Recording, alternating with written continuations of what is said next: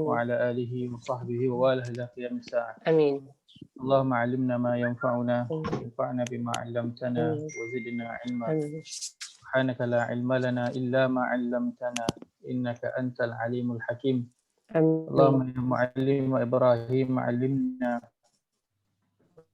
إبراهيم سليمان في الخير. آمين. اللهم آمين. أما بعد. آمين. آمين. السلام عليكم ورحمة الله وبركاته. Ustaz tolong Assalamualaikum check. warahmatullahi wabarakatuh. Waalaikumsalam. Ustaz tolong check speaker Ustaz. Dia hilang timbul je. Saya punya bunyi Bunyi. mungkin connection sini tak berapa tak stable kot. Ya, betul. Lagi kat belakang tu. Sebab kan negeri Cina Sejuk sangat tu. Beberapa hari ni connection dah stable sikit kat kawasan saya. Ya. Tak tahulah ramai sangat dah belajar pada rumah ni. Kawasan mana tu, Ustaz? Saya Bandar Seri Putera. Oh, okey. Dekat kawasan apa? Tak tahulah kawasan ni tak berapa baik sangat line ke tak tahulah. Hari ni dan malam semalam pun sama. Alhamdulillah malam semalam okey, malam semalam pun dia tulis unstable juga. Tapi malam semalam okey. Mudah-mudahan hari ni pun samalah okeynya insya-Allah. Baik, kita nak sambung pembincangan kita dalam surah Al-Mujadalah. Hari ini kita nak melihat pada ayat yang ke-13. Okay. Ayat baru, ayat yang ke-13.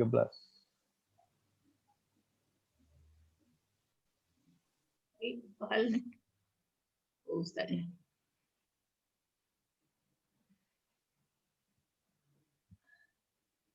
Apa tu?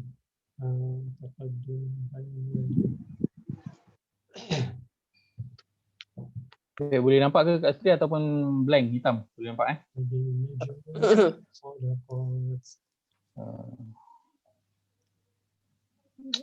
Baik, surah ke-58 surah Al-Mujadalah ayat yang ke-13 pada muka surat 544. Kita nak baca.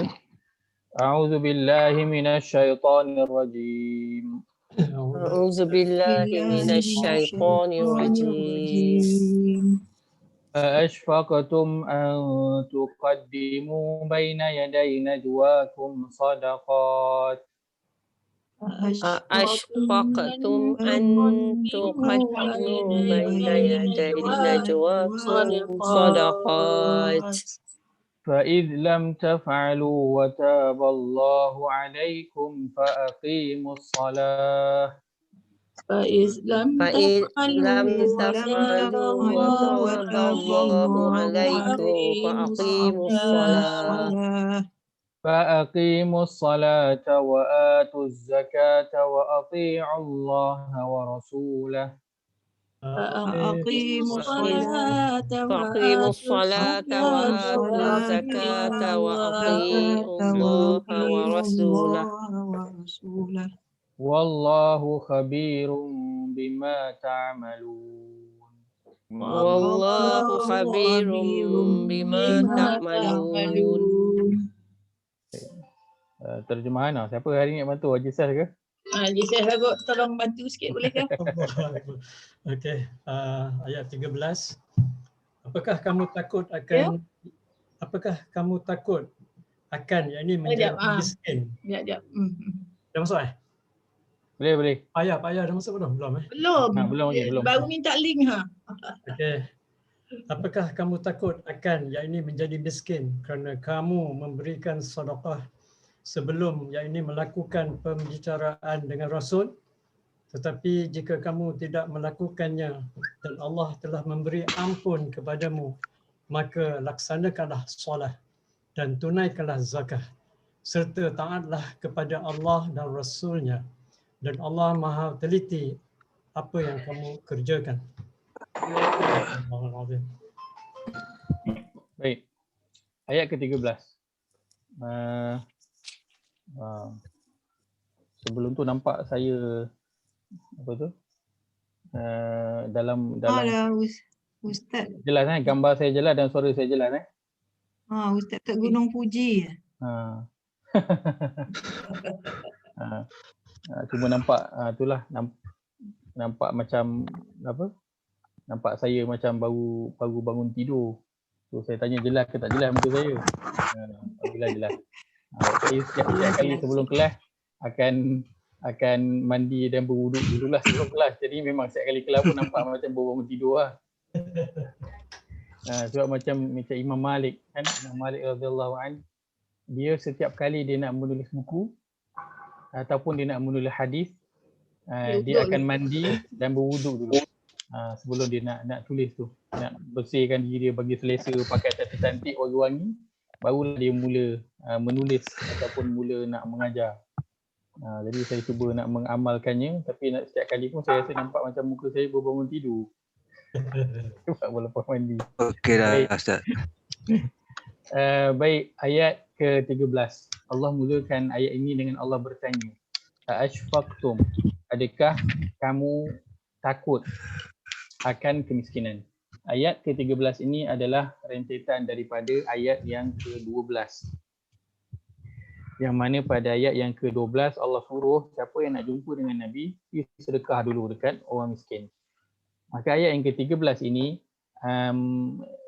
dia bukan macam memansuhkan ayat yang ke-12, tetapi dia umpama keringanan. Sebab apa? Sebab Allah pada penghujung ayat ke-12 Allah kata fa illam tajidu, kalau kamu tak ada benda nak sedekah, fa innallaha ghafurur rahim, maka sesungguhnya Allah itu Maha Pengampun, Maha Penyayang. Maka ayat ke-13 itu Allah tanya, ashfaqtum an tuqaddimu baina yaday najwaakum sadaqat. Ayat ke-12 Allah beritahu Allah ni Maha Pengampun untuk siapa yang tak ada. Maka ayat yang ke-13 Allah bertanya, Allah mulakan dengan pertanyaan kalau kita lihat pada perkataan tu,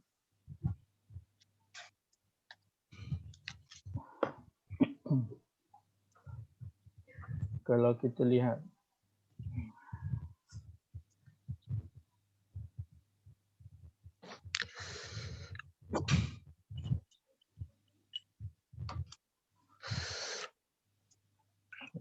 maaf.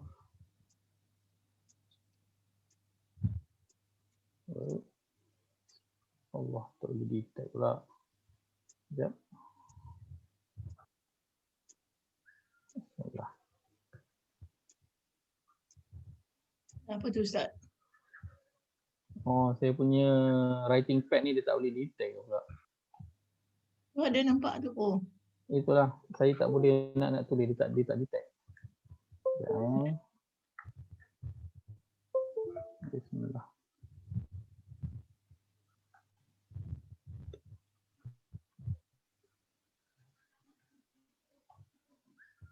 Tak boleh lah.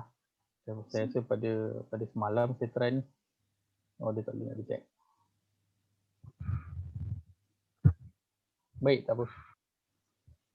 Dalam perkataan ashfaqtum, ada berapa perkataan tu dalam ashfaqtum? Kalau kita bahagi-bahagikan dia, ada berapa perkataan dalam tu? Adakah ada satu perkataan, dua perkataan, tiga? Dalam ashfaqtum tu. Kalau kita tengok dalam ada tiga. Yang pertama apa? Yang pertama yang kedua Syafaq. Yang ketiga Tum. Ini dalam satu perkataan ni nampak macam satu, tapi sebenarnya ada tiga. Kalau kita potong-potongkan dia, ada tiga patah perkataan dalam satu. Maka maksudnya apa? Apakah? Maksud dia apakah? Ataupun adakah? Itu adalah soalan. Maka Allah mulakan ayat ke-13 ini dengan Allah bertanya, adakah kamu takut dengan kemiskinan? Baik. Kita telah sebutkan pada sebelum ini, dan kita telah jumpa juga sebelum ini beberapa ayat yang Allah bertanya.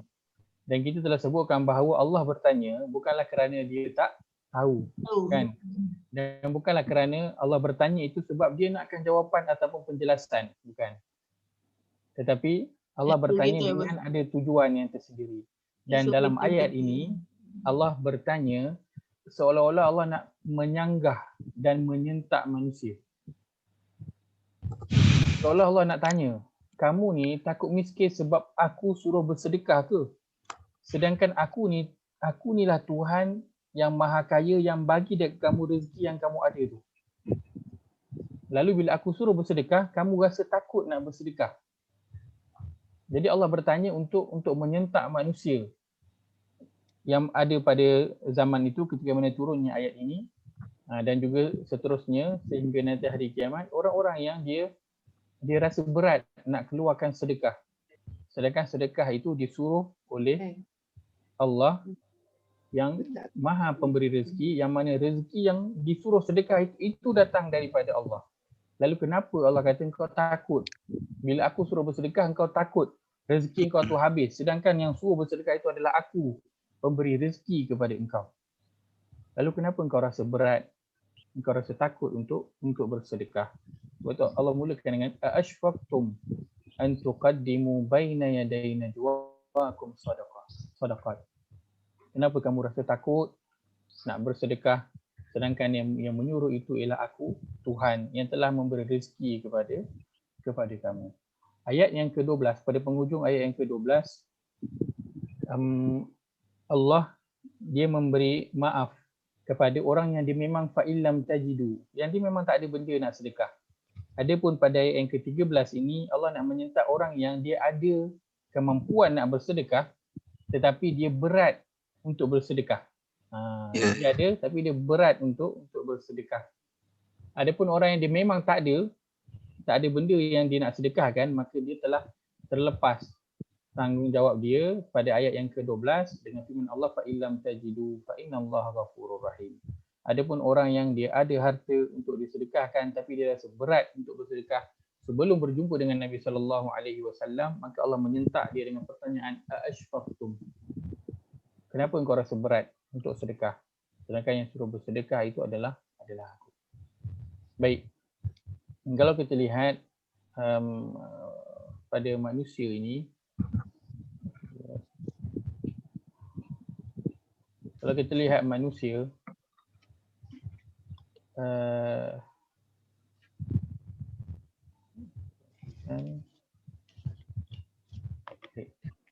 ayat yang ke-13.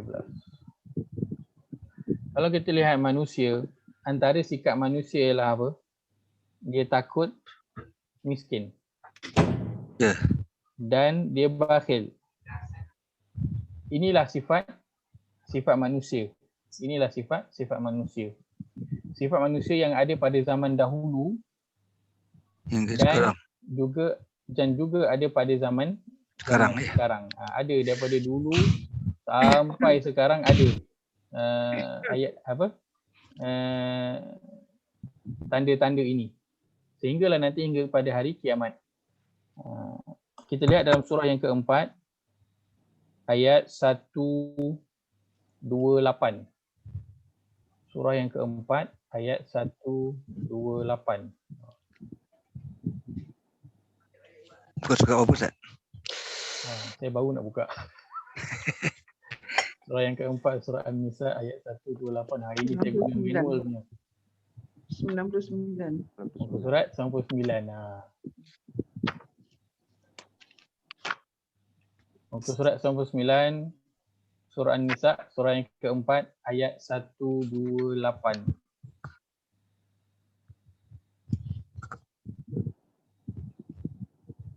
Baik. Allah berfirman, A'udzu billahi minasyaitonir rajim. A'udzu billahi minasyaitonir rajim. Wa in imra'atun khafat min ba'liha nushuzan aw i'radan fala junaha 'alayhima. وإن امرأة خافت من بعلها نشوزا أو إعراضا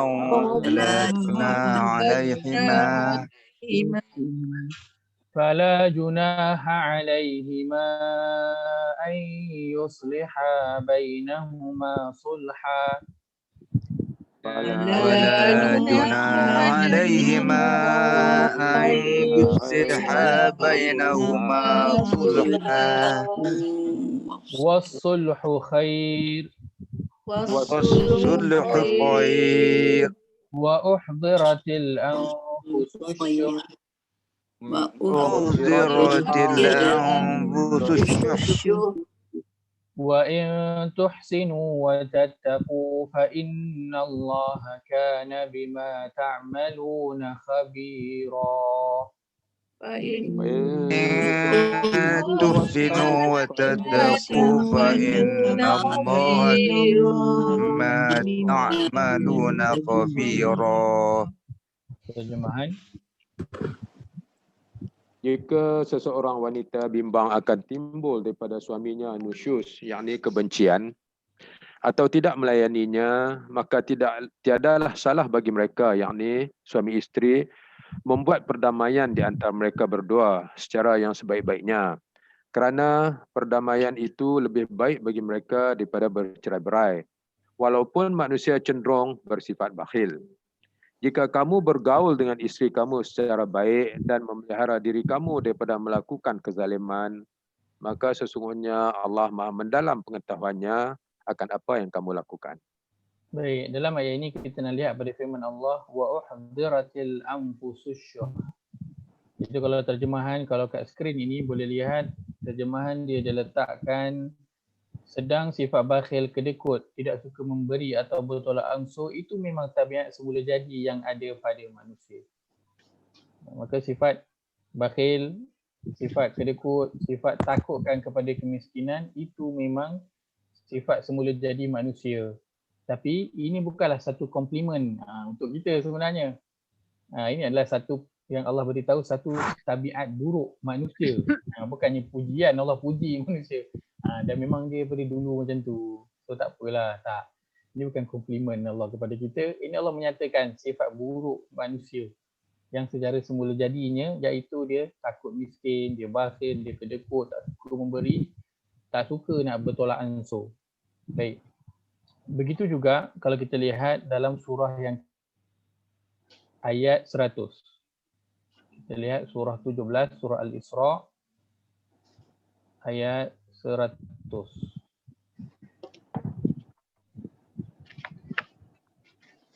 Pada muka surat 292. Muka surat 292, surah Al-Isra, surah ke-17, ayat 100.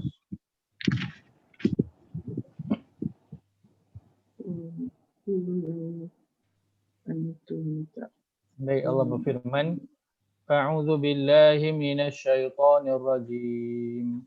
A'udzu billahi minasyaitonir rajim. Qul law antum tamlikuna khazaina rahmati rabbi idzal amsaktum khasyatal infaq. قل لو أنتم تملكون خزائن رحمة ربي لأمسكتم خشية الإنفاق وكان الإنسان قتورا. وكان الإنسان قتورا. Terjemahan. Katakanlah wahai Muhammad, jika kamu memiliki perbendaharaan rahmat Tuhanku pada ketika itu, tentulah kamu akan menahannya kerana takut kehabisan. Memangnya manusia itu bertabiat sangat bakhil. Baik. Maka dalam ayat ni juga Allah kata, Qul law antum tamlikuna khazaina rahmati rabbi. Kalaulah kamu ada semua perbendaharaan Tuhan, kita tak boleh bayanglah berapa banyak Allah punya, apa yang Allah miliki. Tapi kita bayangkan je kalau Selangor ni kita punya. Tak payah Malaysia lah, Selangor ni kita punya.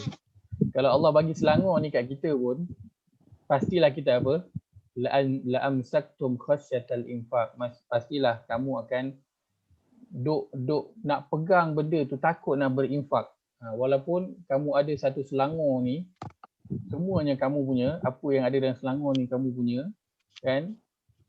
Ataupun segala balak-balak yang ada kat Pahang tu, kita punya, masih juga takut nak berinfak. Orang nak minta bagi satu pokok balak je. Tak boleh.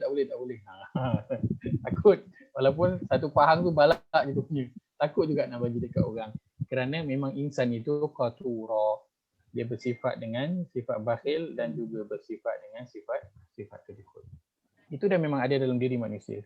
Ditambah pula pada diri manusia ini apa dia? Momokkan daripada syaitan tentang takut miskin. Syaitan dia memomokkan kepada manusia itu mengenai kemiskinan, takut kepada miskin. Ayat apa yang disebutkan tentang ini? Yang syaitan dia memomokkan kepada manusia kefakiran, kemiskinan. Ustaz minta maaf Ustaz. Ya. Yang takut miskin dan bakhil tu Ustaz. Rujukan Ustaz tu sepatutnya ayat yang surah yang ke-17. 17. Betul. Surah 7. Maaf, 17. Terima kasih ya. Jazakallahu khairan. Ayat 17. Baik. 17 100. Ayat apa? Mujadalah. Ayat yang sebelum ni kita dah sebutkan. Kita minggu lepas kita bincang tentang sedekah. Syaitan dijanji Sedekah. kefakiran. Ayat Allah 12. janji Ayat keampunan. 12. Surah lain. Saya dah tulis dah dekat skrin tu. Surah 2. Ayat berapa? 185. Ayat 268. 268. 268. Dan janji syaitan kemiskinan kekurangan. Surah 2 ayat 268 pada muka surat 45. Muka surat 45.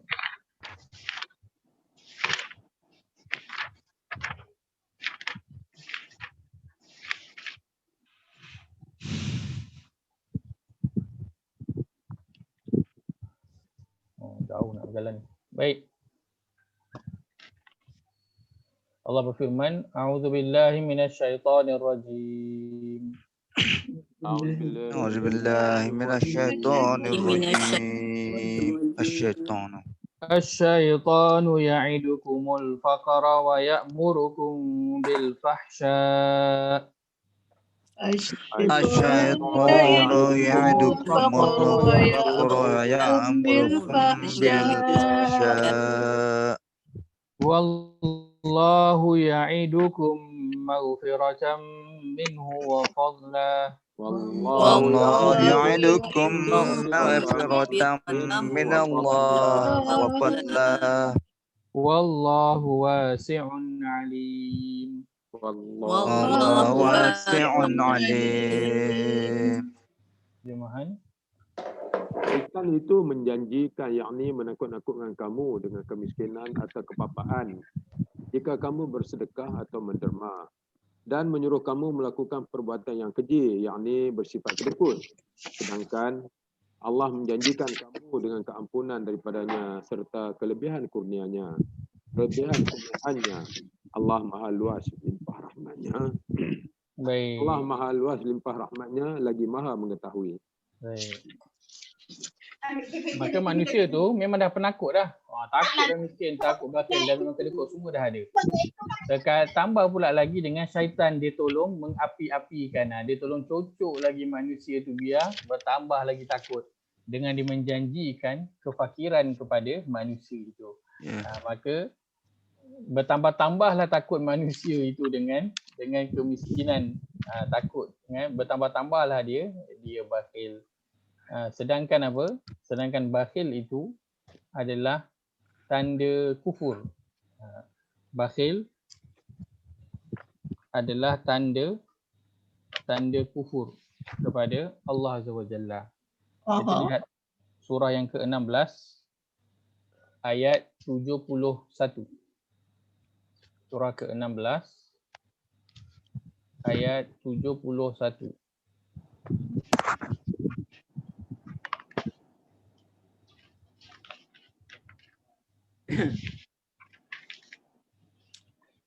Pada muka surat 274. Muka surat 274. Surah ke-16 ayat 71.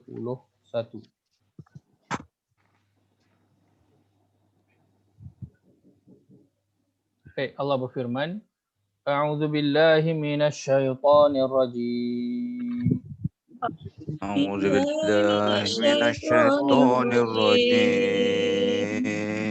Wallahu faddala ba'dakum ala ba'din fir rizq. والله فضل بعضكم على بعض في الرزق.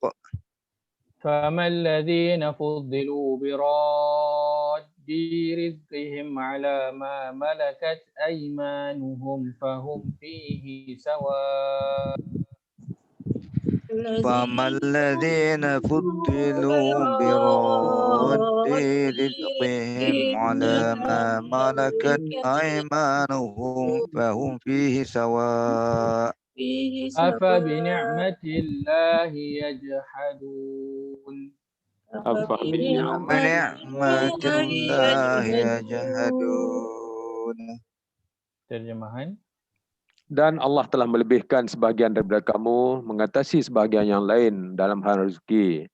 Orang yang diberi kelebihan tidak mahu memberikan sebahagian daripada kelebihan hartanya kepada hamba-hamba mereka supaya orang itu dapat sama mempunyai harta. Maka mengapa mereka tergamak mengingkari nikmat Allah itu dengan perbuatan syirik? Maka Allah kata, Allah bertanya dalam ayat ini juga. Allah bertanya, mengapa mereka tergamak mengingkari nikmat Allah? Apa nikmat Allah yang dia tak ingkari? Dalam ayat ini apa nikmat Ada Allah yang rezeki yang diberikan. Tidak berinfak. Allah dah bagi dia kurniaan, Allah dah lebihkan dia rezeki. Lepas tu dia tak nak beri kepada sebahagian daripada harta yang lebih yang Allah dah bagi itu kepada orang lain. Itu je, Allah bukan suruh bagi semua. Allah sebut sebahagian dari kelebihan hartanya kepada hamba-hamba yang lain. Itu nikmat yang Allah berikan. Maka dengan bila dia tak nak beri itu, dia telah mengingkari nikmat Allah ataupun dia telah kufur kepada nikmat Allah. Tapi dalam ayat ni, tengok pada hujungnya Allah kata apa? Maka mengapa mereka tergamak mengingkari nikmat Allah itu dengan perbuatan syirik? Afa bi ni'matillahi yajhadun. Teruk tu Allah kata, kenapa dia ingkar nikmat Allah itu dengan berbuat syirik? Apa syirik yang dia buat dalam ayat ni pun? Apa perbuatan yang tak baik yang orang tu lakukan? Dia menyembah rezeki. Dia cuma tak Dia utamakan tak rezeki. dengan orang lain je. Tapi Allah sifatkan kenapa dia tergamak nak berlaku syirik. Padahal dia bukannya pergi sembah berhala ke, dia tak mengaku Allah itu sebagai Tuhan yang beri rezeki ke, tidak. Dia cuma tak beri rezeki, dia cuma tak kongsi rezeki lebih yang dia ada itu kepada orang lain. Kerana apa? Kerana Maksud syirik tu ya sayang Ustaz? sangat dengan harta itu.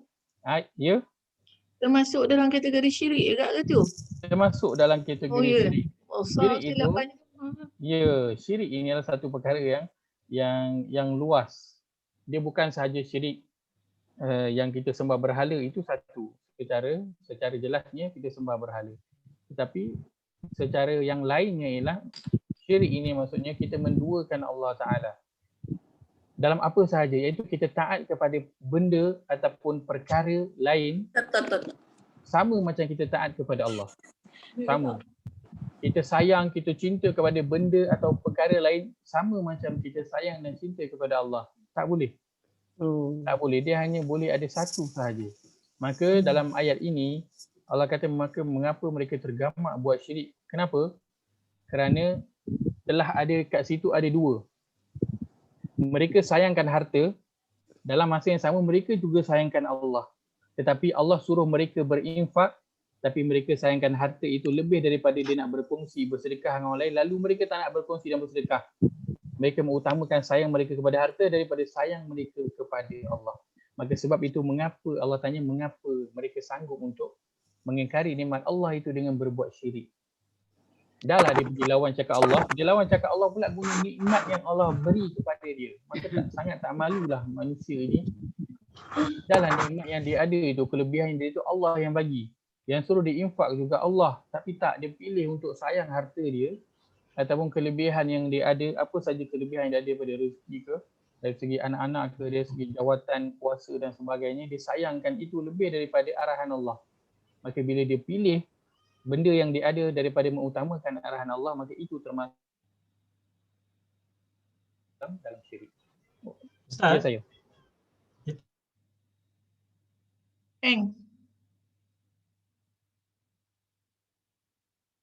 Ustaz, tak dengar Ustaz?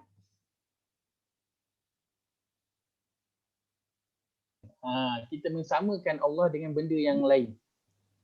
Kita samakan Allah dengan benda yang lain. Itu maksud dia syirik. Tak kisahlah benda tu apa, benda tu berhala ke, benda tu kerja ke, benda tu wang ringgit ke, benda itu isteri dan anak-anak ke, apa sahaja yang kita samakan dengan Allah, maka ketika itu telah berlaku syirik. Bukan maksudnya kita samakan macam mana? Dari segi ketaatan. Kita samakan dari segi ketaatan. Itu maksud dia. Bila datang di situ perintah Allah dan kehendak diri kita, hawa nafsu kita, maka ketika itu berlakulah syirik ataupun tidak. Kita pilih ikut Allah ataupun ikut benda lain. Kita pilih ikut benda lain, maka kita telah berlaku syirik ataupun kita telah menyamakan Allah, menyekutukan Allah dengan benda lain. Sebab itu bukan saya lah sahaja yang berkata, ramai, boleh kata ramai ustaz, ramai ulama yang mengatakan berhala pada zaman kita ini bukanlah berhala yang patung sembah itu, yang lebih kita takuti, tak, kerana itu jelas nampak dia menyembah berhala. Tetapi banyak lagi berhala-berhala lain yang disembah oleh orang Islam tanpa dia sedari. Yang paling besar ialah hawa nafsu dia. Sebab itu Allah menyamakan orang yang mengikut hawa nafsu ini dengan apa? Dia mengikut Tuhan lain selain daripada Allah. Boleh? Apakah ayat dia? Ayat ni lah. Apakah ayat lain yang Allah kata? Kita lihat surah ke-45 ayat 23.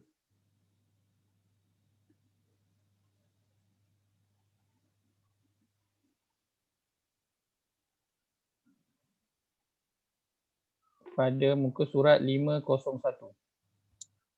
Muka surat 501 surah Al-Jathiyah, surah ke-45 ayat ke-23.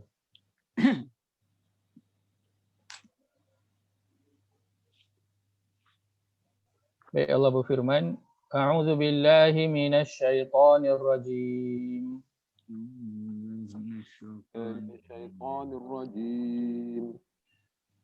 أفرأيت من اتخذ إلهه هواه أفرأيت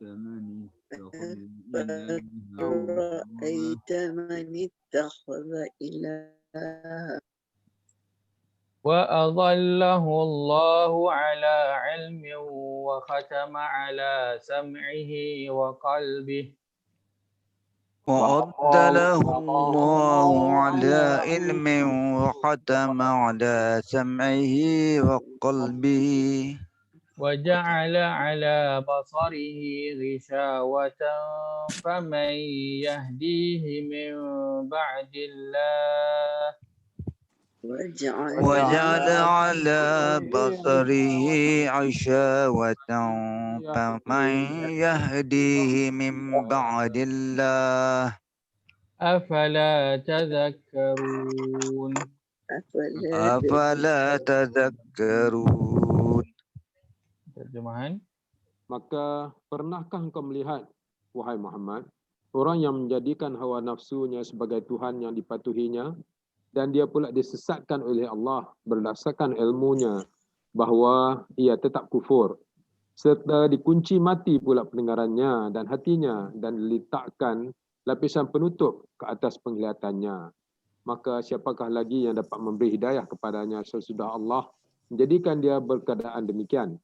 Oleh itu, mengapa kamu, wahai orang yang ingkar, tidak mengambil pelajaran? Baik, yang kita nak highlight pada ayat ini adalah firman Allah pada permulaan ayat, Afara'aita man ittakhadha ilahahu hawa. Adakah engkau tidak melihat terhadap orang yang dia mengambil hawa nafsu dia sebagai Tuhan? Dalam terjemahan dia Tuhan yang dipatuhi. Bukan maksud dia menyembah Tuhan sebab hawa nafsu kita tak boleh nampak.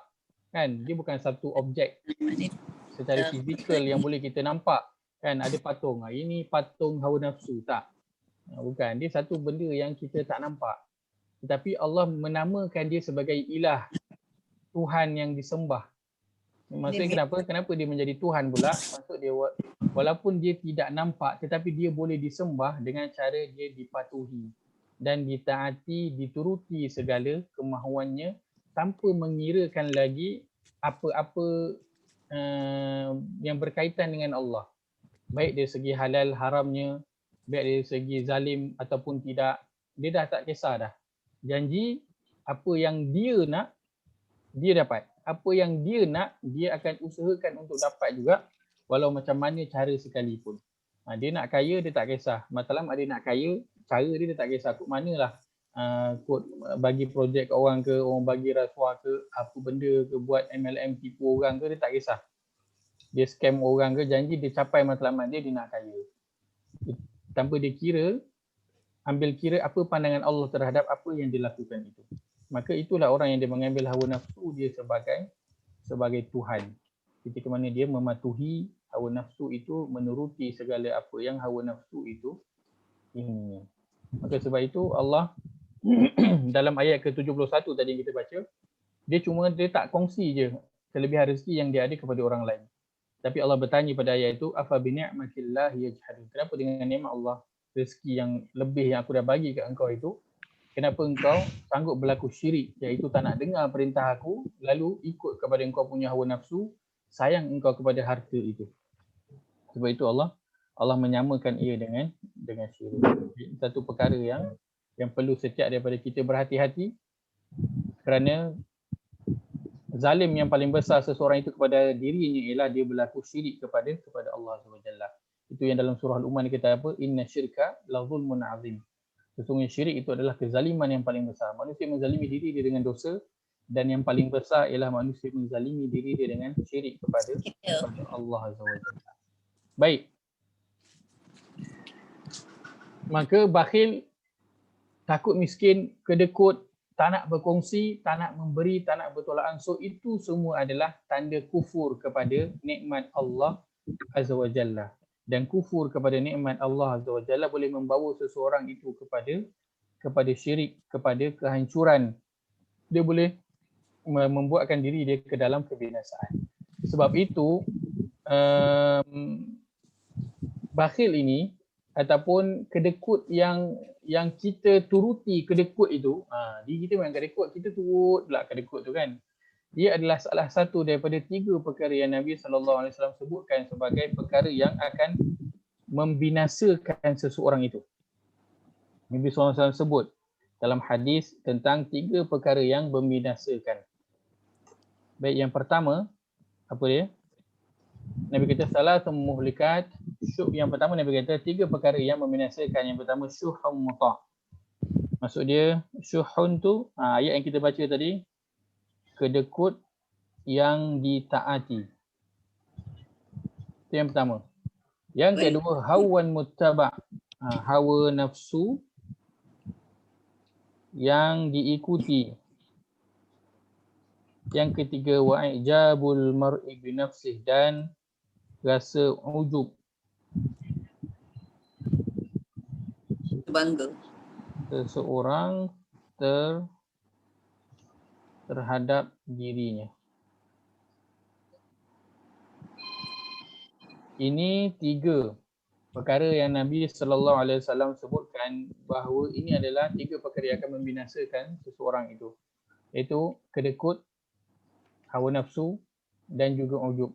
Bila akan membinasakan, sifat kedekut ini ada pada setiap diri kita, tapi dia menjadikan orang itu binasa apabila dia kedekut itu ditaati.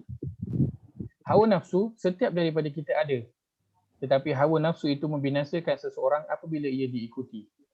Ujub, perasaan ujub itu memang kadang-kadang timbul dalam setiap diri kita, tetapi apabila seseorang itu dia mengiya-iyakan ujub tu, ketika itu perasaan ujub itu akan membinasakan seseorang. Setiap daripada kita ada kedekut, cuma jangan ditaati. Setiap daripada kita ada hawa nafsu. Ujub. Dia bukan kita ini tak ada rasa kedekut dan kita ini tak ada hawa nafsu. Setiap daripada kita ada. Tapi bezanya orang beriman dengan orang yang tak beriman, bezanya ahli syurga dan ahli neraka ialah apa? Dia menahan hawa nafsu dia. Dia tidak menuruti kedekut dia.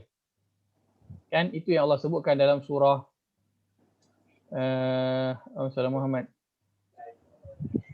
Saya tak ingatlah surah 30 bertukar-tukar surah dia. Itu Allah berfirman wa amma man khafa maqama rabbih wa nahan nafsa 'anil hawa. Dan ada pun orang-orang yang dia takut kepada kedudukan, kebesaran, kehebatan Tuhan dia, dan wa nahan nafsa 'anil hawa, dan dia menahan hawa nafsu dia. Apa yang dia akan dapat, fa innal jannata hiyal ma'wa. Maka syurgalah dia punya tempat tinggal. Persoalan dia adalah pada menahan.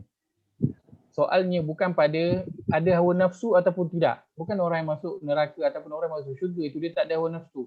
Setiap daripada kita ada hawa nafsu, ada rasa kedekut itu. Bezanya pada kita tahan wa nahan nafsa 'anil hawa. Dia menahan keinginan dia, dia menahan hawa nafsu dia, dia menahan daripada mentaati dia punya kedekut. Itu yang membezakan dia dengan ahli neraka. Baik. Ya saya. Ustaz, saya ingat skrin Ustaz ni, dia makan dekat setengah saya punya skrin. Jadi yang atas tu saya tak nampak. Tak kedekut. Ustaz, Oh, tak tengok nampak. Button sebelah kanan tu Ustaz. Button sebelah kanan tu kan dia ada up button tu kan. Sebelah Baik. kanan bawah tu. Sebelah kanan sini, atas sikit. Selari dengan ABC tu, designer, editor sebelah kanan. Okey. Cuba Ustaz tekannya tu tengok mungkin Oh, dia. yang ini. Ya. Tu, Ustaz. Okey baik. Untuk terjemahan je. Sebab apa? Yang atas tu tak nampak lah. Okey baik. Ini saya guna yang online punya ni. Tak apa Ustaz, tak apa. Cuma Word. nak space tu kita nak minta space. Saya punya dia baru inaktifkan 2 hari. Tak boleh buka langsung yang saya punya. Saya tak boleh edit, saya kena buka yang online punya. Dia suruh saya install yang baru punya. Tak apa Ustaz, masih ya. Baik, dia punya atas ni mengganggu kan. Okey. Baik. Allah sebutkan dalam ayat ke-13 pada permulaan ayat sebut Allah sebutkan ashfaqtum an tuqaddimu baina yaday najwaakum sadaqat. Adakah kamu merasa takut untuk memberi sedekah sebelum kamu berjumpa dengan Nabi sallallahu alaihi wasallam. Kemudian Allah sebutkan fa idz lam taf'alu wa taballahu alaikum fa aqimus salah wa atuz zakah wa ati'u Allah wa rasulah. Kalau kamu tak melakukan perintah itu, tak apa, Allah memaafkan kamu, Allah memberi taubat kepada kamu kerana kamu tidak mampu. Dia cuma ada pengecualian di situ untuk orang yang dia tidak mampu. Bukan orang yang dia rasa berat untuk nak bersedekah. Tak, orang yang dia memang tidak mampu, maka Allah beri keringanan. Kalau Allah kata kena buat apa, maka dirikanlah solat dan keluarkan zakat sebagaimana yang diwajibkan, serta ta'ala kepada Allah dan Rasul, ati'u Allah wa rasulah, dan ta'ala kepada Allah dan juga Rasul. Baik. Maka potongan ayat ini ia menghapuskan suruhan dalam ayat yang sebelum ini. Maksud dia adanya pengecualian. Maksud dia siapa secara umumnya kena bagi sedekah dulu sebelum nak berjumpa dengan Nabi, tapi ayat ini dia ada pengecualian, siapa yang dia tak mampu kan, siapa yang dia tak ada apa-apa untuk disedekahkan, tak apa, maka Allah ampunkan dia. Fa innallaha ghafurur rahim pada ayat yang ke-12. Ayat ke-13 ini pun Allah sebutkan wa taballahu alaikum, Allah memberi taubat kepada kamu yang tidak mampu. Maka ia orang kata apa, macam override, menghapuskan hukum ataupun memberikan klausa. Adalah pengecualian di situ untuk orang yang tidak mampu. Baik, pada pengecualian ini ulama berbeza pendapat tentang berapa lama tempoh masa suruhan bersedekah ini dikuat-kuasakan. Baik, ada ulama pendapat dia kata setengah hari je. Kan dia turun setengah hari, lepas tu Allah batalkan dengan ayat yang ke-13. Ada kata 1 hari. Turun hari ini, esok Allah turun ayat yang ke-12. Esoknya Allah turunkan ayat yang ke-13. Dan beberapa lagi pendapat, tapi secara umumnya semua ulama berpendapat dia tak lebih daripada 10 hari. Tak lebih daripada 10 hari daripada ayat ke-12 itu diturunkan dengan ayat yang ke-13 ini diturunkan, dia tak lebih daripada 10 hari. Baik. Menurut satu pendapat, sebelum ayat ni dimansuhkan, ayat ni dimansuhkan, tak ada seorang pun yang sempat nak mengamalkan ayat ni selain daripada Ali bin Abi Talib radhiyallahu anhu. Ali bin Abi Talib dia sempat nak mengamalkan ayat yang ke-12 ini, dia sempat sedekahkan 1 dinar. Dia sedekahkan 1 dinar, lalu dia pun pergi berjumpa one to one dengan Nabi sallallahu alaihi wasallam. Dia bertanyakan kepada Nabi, waktu itu diriwayatkan dia tanya tentang 10 perkara. Dia tanya tentang 10 perkara. Lepas daripada itu barulah turun ayat yang ke-13 ini. Ali diriwayatkan sebegitu. Orang lain tak sempat nak buat. Ali bin Abi Talib radhiyallahu an, dia seorang saja yang sempat buat. Dia sedekahkan berapa? 1 dinar. 1 dinar berapa? Anggaran berapa 1 dinar sekarang ni?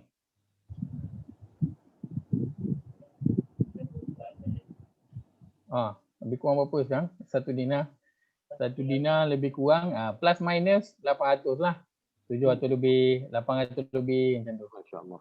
Ni Ali bin Abi Talib dia tak ada dua perkara kita boleh ambil dari sini. Yang pertamanya, Ali bin Abi Talib ada duit. Yang kedua, dia tak takut pun untuk bersedekah. Dia boleh je pilih untuk bersedekah 10 dirham ke 1 dirham, sebab dirham lebih murah daripada dinar, dinar daripada emas, dirham daripada perak. Kan? Jadi dirham jauh lebih murah daripada dinar. Dia boleh je nak sedekah. Kalau kita lah, dia boleh je sedekah RM50. Besar dah tu. Besar dah. RM100. Besar dah. Besar dah tu. Tapi dia pilih untuk sedekah yang terbaik yang dia ada. Dia ambil 1 dinar. Lebih kurang 700 lebih, 800 lebih. Kita ambil lah RM800. Dia sedekahkan sebelum dia nak berjumpa dengan Nabi sallallahu alaihi wasallam. Tak kira banyak kan? Ustaz, Ya saya. ada ulama tahu kepada siapa yang Ali Abi Talib sedekahkan tu? Tidak diriwayatkan kepada siapa dia sedekahkan. Tapi kalau kita lihat berdasarkan pada ayat yang ke-12, dia mesti disedekahkan kepada orang miskin. Maksudnya dia beri kepada fakir miskin, pada siapa itu tak disebutkan, tidak disebut. Ustaz, dulu asbabun nuzul kan surah ni, ayat ni sebab untuk orang musyrikin kan, orang musyrikin dan orang munafik. Munafik kan, orang munafik kan. So Ali Abi Talib ni orang beriman ke orang? Dia sebab ayat itu kita dah sebutkan dia ada beberapa sebab turun dia. Yang pertama, sebab orang munafik dia memang suka selalu nak berada dekat dengan Nabi. Yang kedua, ada riwayat mengatakan bahawa orang kaya selalu nak jumpa dengan Nabi, jadi orang miskin tak dapat nak jumpa sebab segan. Yang ketiga, riwayat mengatakan bahawa memang ramai orang nak jumpa Nabi secara umum. Orang miskin, orang kaya, orang munafik, orang beriman, orang musyrik, semua nak pergi jumpa dengan Nabi. Maka dia menyibukkan Nabi sallallahu alaihi wasallam dari nak buat kerja-kerja Nabi, tak boleh nak buat kerja lain. Dan dia memenatkan Nabi sallallahu alaihi wasallam. Jadi sebab itu Allah turunkan ayat ini. Dia bukanlah spesifik satu-satunya untuk munafik, ada beberapa, ada 3 kita sebutkan asbabun nuzul tentang ayat ini. Tapi yang dia berkongsi dia punya dalam 3 sebab itu kan, satu perkara yang sama ialah tak kira lah orang munafik ataupun orang kaya ataupun sesiapa sahaja yang berjumpa dengan Nabi, Allah dia tak nak memenatkan atau menyibukkan Nabi dengan perkara-perkara yang lain. Sebab Nabi itu segan untuk berkata tak boleh ataupun tak ada. Nabi mesti akan meraihkan selagi dia mampu. Maka ayat ini turun secara umum, maka dia termasuk jugalah walaupun turun pada, kalau kita ambillah pendapat dia turun pada munafik, tetapi ayat ini ketika itu difahami turun kepada seluruh orang Islam. Kerana orang munafik juga adalah orang Islam. Maka para sahabat merasakan ayat ini juga turun kepada mereka kerana mereka adalah orang Islam. Allah sebut ya ayyuhallazina amanu pada permulaan ayat itu. Maka mereka pun termasuk. Jadi mereka pun bersedekahlah. Mereka rasakan dan memang ayat Quran yang turun. Jadi mereka pun termasuk sekali dalam itu. Walaupun mungkin asbabun nuzul dia adalah untuk orang munafik. Wallahu a'lam. Kerana orang munafik pada zaman itu tidak diketahui siapa. Nabi kenal. Tapi Nabi tak bagi tahu siapakah dia. Nabi tak bagi tahu. Nabi hanya ada bagi tahu pada seorang sahabat sahaja siapakah orang-orang munafik. Kan? Dalam satu kisah tu diriwayatkan Nabi beritahu pada seorang sahabat ni siapakah dia orang-orang munafik. Bila sahabat-sahabat lain tahu yang dia ni tahu siapakah orang munafik, antaranya Umar Al-Khattab. Umar Al-Khattab pergi jumpa dia. Umar Al-Khattab tanya apa? Ada tak nama dia senarai dalam orang munafik? Umar Al-Khattab tanya, ada tak nama dia dalam senarai tu? Dia bukan tanya orang lain. Dia bukan tanya siapa munafik itu, tak. Dia sibukkan hal diri dia. Dia tanya, nama aku ada tak dalam senarai orang munafik? Begitu para sahabat. Apa sahaja yang turun, apa saja arahan daripada Allah dan Rasul, dia rasakan semua untuk dia. Apa saja teguran daripada Allah dan Rasul, sahabat rasa itulah untuk dia. Macam tu. Jadi sebab tu bila turun ayat yang kena berinfak sebelum jumpa dengan Nabi, bersedekah sebelum jumpa dengan Nabi, sahabat juga rasa ayat tu untuk dia. Jadi mereka pun bersedekahlah nak berjumpa dengan Nabi SAW jika mereka mampu. Tapi Allah tahu pada sahabat ni ramai yang miskin, ramai yang tak mampu. Sebab itu Allah beri keringanan kepada mereka. Dan juga Allah memang tahu keadaan setiap hamba-Nya. Kan, sehingga hari ini Allah banyak beri keringanan kepada kita semua dalam hal al-ibadah. Baik. Maka setelah itu ayat ke-13 Allah kata wa tabal fa illam taf'alu wa taballahu alaikum fa aqimus salah wa atuz zakah wa ati'u Allah wa rasulah. Baik, antara pengajaran yang boleh kita ambil dari potongan ayat ini ialah kita kena baiki kualiti dua hubungan. Baiki kualiti dua hubungan. Dua hubungan apa tu? Dengan Allah dengan manusia. Banyak ayat dalam Quran yang Allah menggandingkan solat dan juga zakat. Banyak sangat Allah menggandingkan solat dan juga zakat. Maka solat itu dia difahami sebagai apa? Hubungan dengan Allah. Hubungan dengan Allah. Dan zakat ia difahami dengan hubungan dengan manusia. Hablum minallah, hablum minan nas. Hablum minallah, Allah hablum minan nas. Maka sentiasalah seorang Muslim itu dia membaiki kualiti dua hubungan ini. Solat dan juga zakat. Kan? Macam dalam surah Al-Kautsar kan? Allah berfirman, Inna a'tayna Al-Kautsar fasalli li rabbika wanhar. Sungguhnya Allah telah berikan kepada kamu nikmat yang banyak. Maka Allah suruh apa? Fasalli, solat. Yang pertama, yang kedua buat apa? Wanhar, sembelih binatang ataupun korbankan binatang. Itu untuk siapa? Fakir miskin. Untuk fakir miskin. Orang miskin. Untuk fakir miskin. Maka solat untuk Allah, wanhar binatang ternak itu adalah untuk manusia. Hubungan dengan Allah dan juga hubungan dengan manusia. Dua hubungan ini kalau seorang Muslim itu benar-benar menjaganya, maka insya-Allah dia tidak akan dihinakan oleh Allah. Bila seorang Muslim itu dia menjaga dua hubungan ini, insya-Allah dia tidak akan dihinakan oleh Allah Azza wa Jalla. Kita lihat dalam surah yang ketiga ayat 112.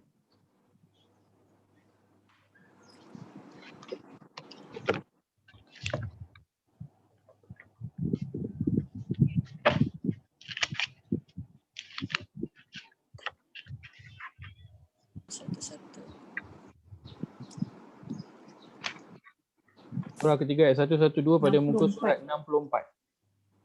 Muka surat 64. Surah Ali Imran, surah yang ketiga, ayat 112.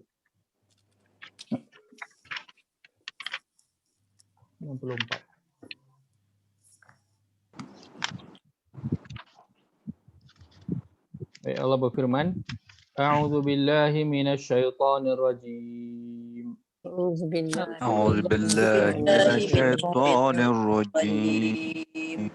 ضربت عليهم الذلة أينما ثقفوا إلا بحبل من الله وحبل من الناس ضربت عليهم الذلة أينما عليهم تقفوا إلا الذلة بحبل أينما من الله وحبل ثقفوا من الناس وباءوا بغضب من الله وضربت عليهم المسكنة وباءوا بغضب من الله وضربت عليهم المسكنة مسكنة ذلك بأنهم كانوا يكفرون بآيات الله ويقتلون الأنبياء بغير حق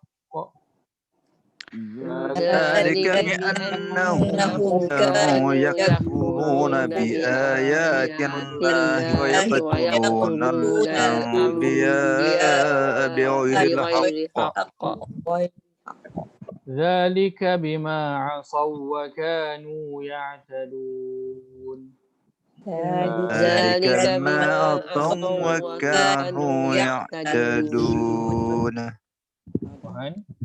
Mereka ditimpakan kehinaan di mana saja mereka berada, kecuali jika mereka berpegang kepada tali daripada Allah, yakni agama Allah, dan tali daripada manusia, yakni berpegang janji dengan manusia. Dan sudah sepatutnya mereka beroleh kemurkaan daripada Allah dan mereka ditimpakan kemiskinan.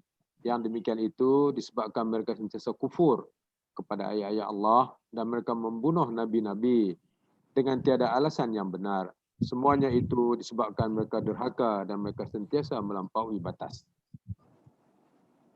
Maka Allah kata mereka ditimpakan kehinaan dari segala penjuru di mana saja mereka berada, kecuali dengan adanya sebab dari Allah, hablum minallah dan juga hablum minannas.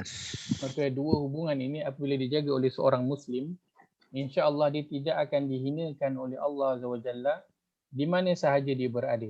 Sebaliknya kalau dia tidak menjaga dua hubungan ini, maka dia ditimpakan oleh Allah kehinaan di mana sahaja dia berada. Sebab itu tak kisah orang itu kaya ataupun miskin, bandar ataupun kampung, bila dia jaga dua hubungan ini, dia jaga hubungan dia dengan Allah dan dia jaga hubungan dia dengan manusia, maka insya-Allah Allah akan sentiasa memuliakan dia, insya-Allah. Baik.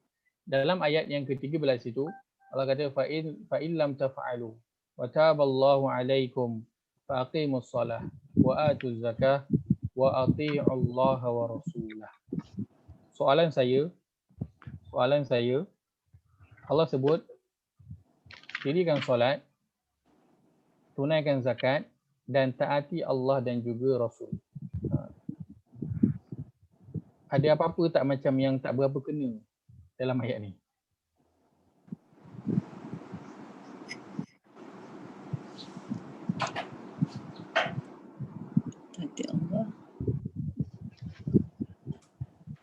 Ada tak macam yang tak berapa kena?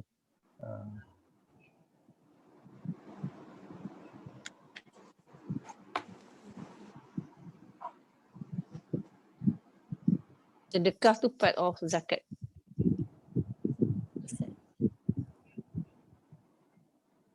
Sedekah itu adalah Zakat. Sebahagian daripada zakat. Baik. Sedekah itu sebenarnya zakat. Allah sebut wa atu zakah, Allah tak sebut wa atu sadaqah. Baik.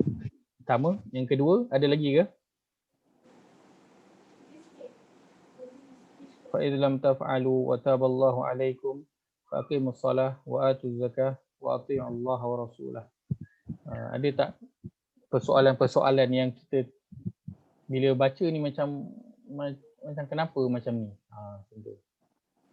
Baik. Kalau kita lihat Allah sebut dirikanlah solat, tunaikan zakat. Kemudian baru Allah sebut taati Allah dan juga taati Rasul. Maka mana kita kena buat? Kita kena solat, zakat baru taat Allah dan Rasul, atau kita kena taat Allah dan Rasul dulu baru solat dan keluarkan zakat? Taat Allah dulu lah Ustaz.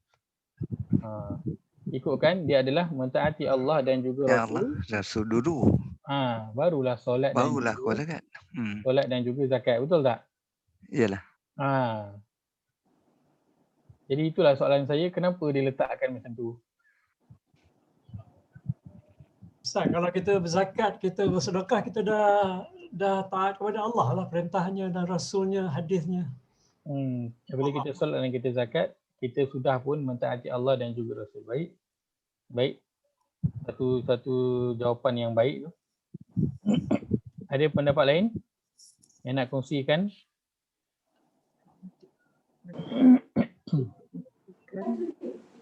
Saya rasa dirikan solat dan berikan zakat tu, apa yang you buat memang Allah tahulah apa kita buat.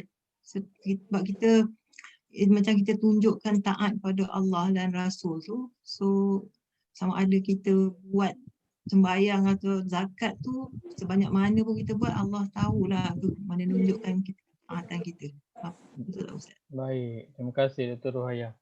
Allah tahu kita solat, kita zakat, Allah tahu apa yang kita lakukan itu. Terima kasih. Ada lain jika nak berkongsi? Okay, dia banyak pendapat ulama mengatakan tentang perkara ini, maka dirikanlah solat, tunaikan zakat dan taatilah Allah dan juga Rasul. Antaranya ialah macam yang Haji saya sebut tadi, apabila seorang itu dia telah menunaikan solat, dia telah mengeluarkan zakat, maka dia telah taat kepada Allah dan juga Rasul. Baik. Antaranya yang lain ialah ia seolah-olah Allah nak beri peringatan kepada kita. Allah nak beri peringatan kepada orang yang mendirikan solat dan menunaikan zakat. Baik. Solat dan zakat adalah dua perkara wajib dalam agama Islam. Nak tak nak, seorang yang mengaku dia seorang Muslim, dia wajib menunaikan solat dan dia wajib mengeluarkan zakat apabila sampai pada dia cukup dia punya kiraan dia, sampai pada waktunya. Dia wajib keluarkan zakat.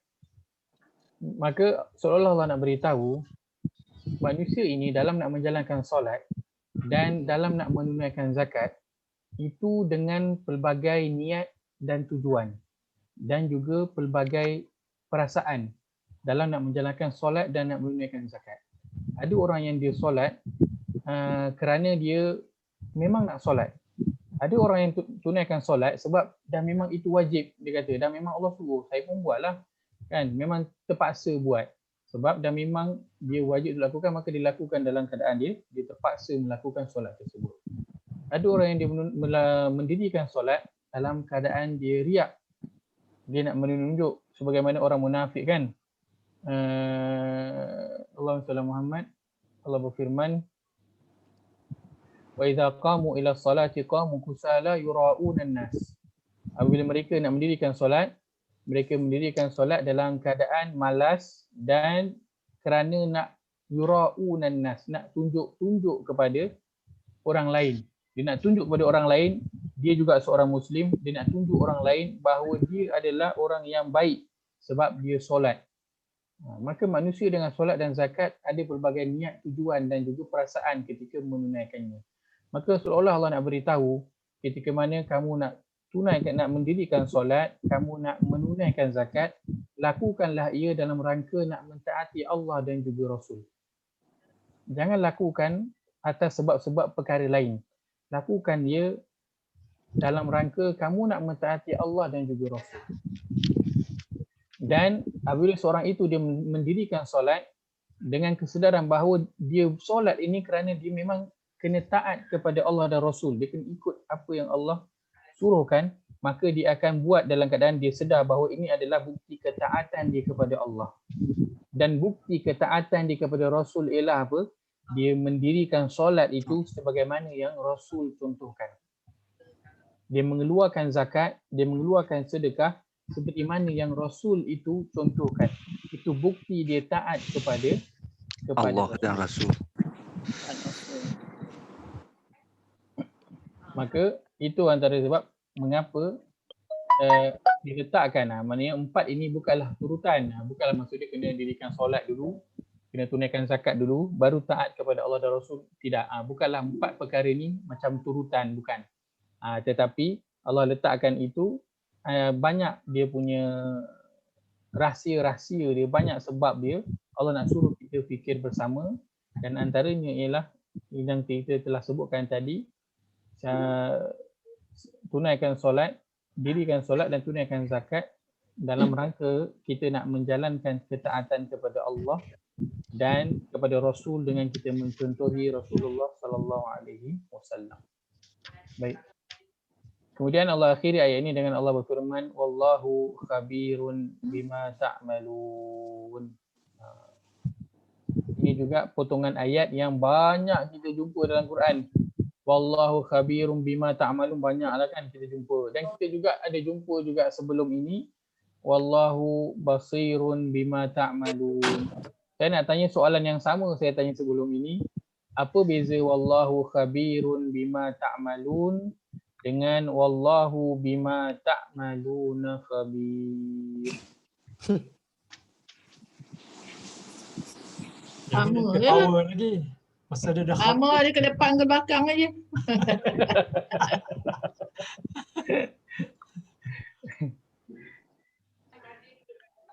Ni dia stres maha mengetahui yang situ.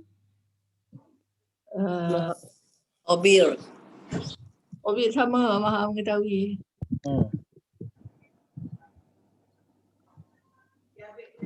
Saya biarkan kepada ahli-ahli jawatan kuasa majlis fatwa. Yang ayat 11 tu bima tak malu nakhabir. Dan Allah dengan apa yang kalian kerjakan maha teliti. Yang ini maha mengetahui. Itu yang beza kan. Ayat Dan ke-13 apa yang tu kamu wallahu kerjakan. khabirum bima ta'malun. Kenapa Allah sebut wallahu khabirum bima ta'malun? Kenapa bukan wallahu bima ta'maluna khabir? Kalau kamu tak buat, Allah tentu tahu apa yang kamu buat. Tak buat.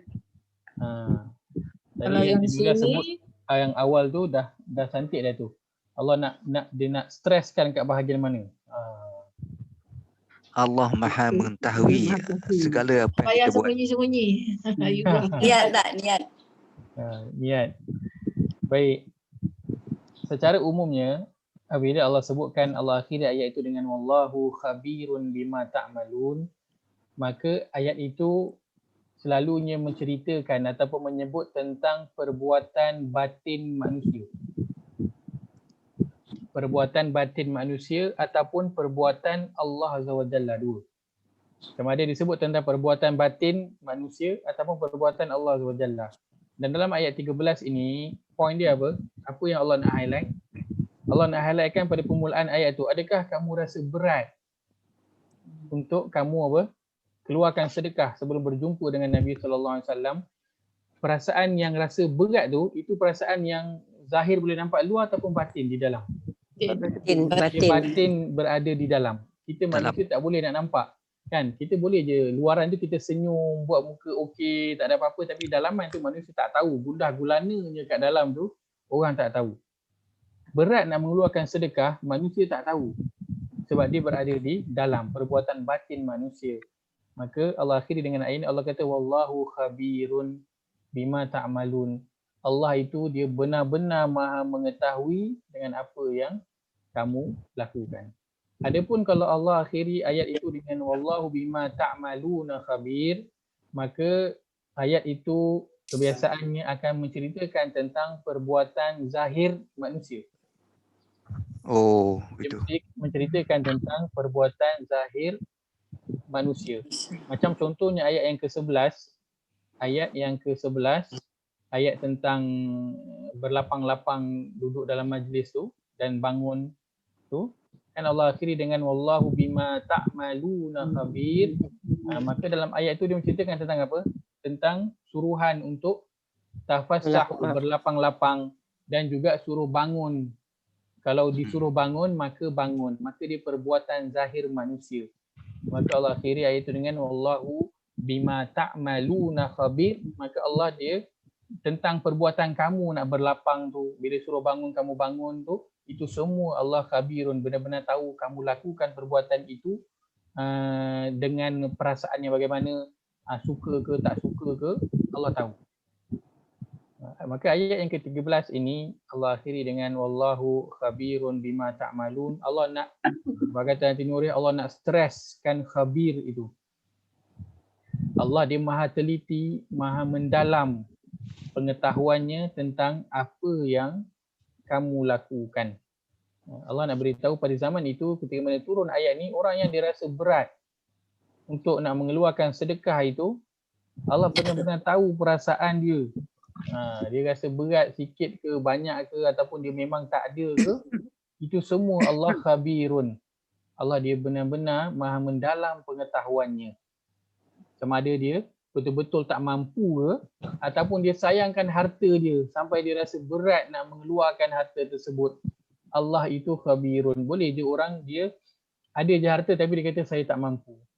Tetapi ingatlah Allah itu khabirun bima ta'malun.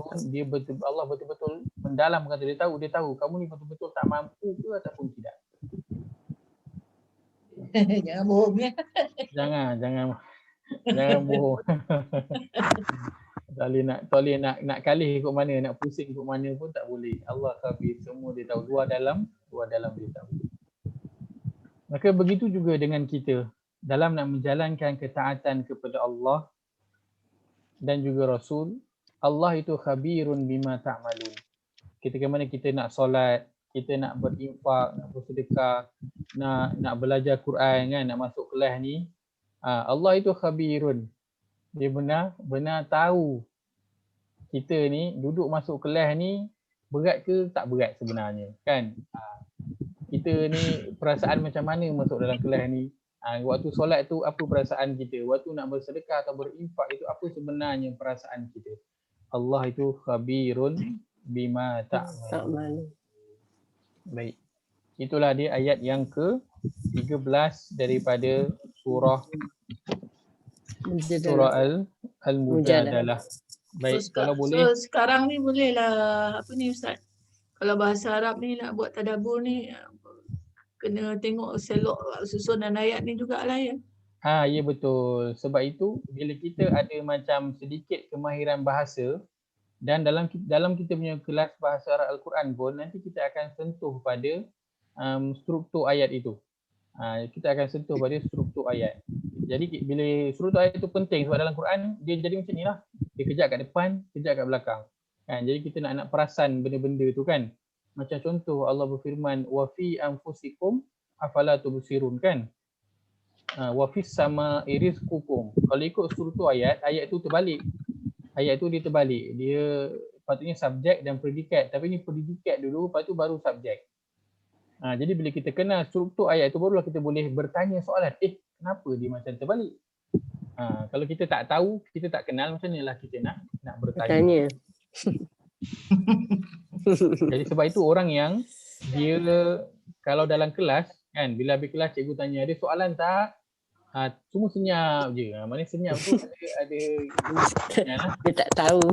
Sama ada dia betul-betul tahu ataupun dia memang tak tahu apa. Sampai nak tanya pun tak tahu. Kan orang yang dia tak tahu macam mana dia nak tanya? Dia tak tahu apa. Dia nak tanya apa pun dia tak tahu. Dia segan nak tanya Ustaz. Tapi dalam kelas kita tak adalah saya beranggapan begitu kan. Tak ada orang yang tak tanya tu saya tak adalah anggap dia memang tak faham ke apa, tak ada. Sajalah orang cakap malu nak tanya. Malu nak bertanya. Baik, ayat yang ke-13 daripada surah Al-Mujadalah. Kalau boleh kita dah habis ayat ke-13 ini, kalau boleh saya nak minta kita kongsikan apa pengajaran yang kita dapat, apa tazakur, apa tindakan kita yang kita dapat daripada ayat ini, apa pengajaran yang boleh kita nak bawa dalam kehidupan kita. Baik, kalau boleh kongsikan. Saya nak taat kepada perintah Allah 100%. Tadi yang Ustaz cakap tu baiki kualiti dua hubungan tu dah tazakur lah tu kan. Kita baiki kualiti hubungan kita dengan Allah dan manusia. Baik, baiki kualiti dua hubungan itu. Baik. Cantik.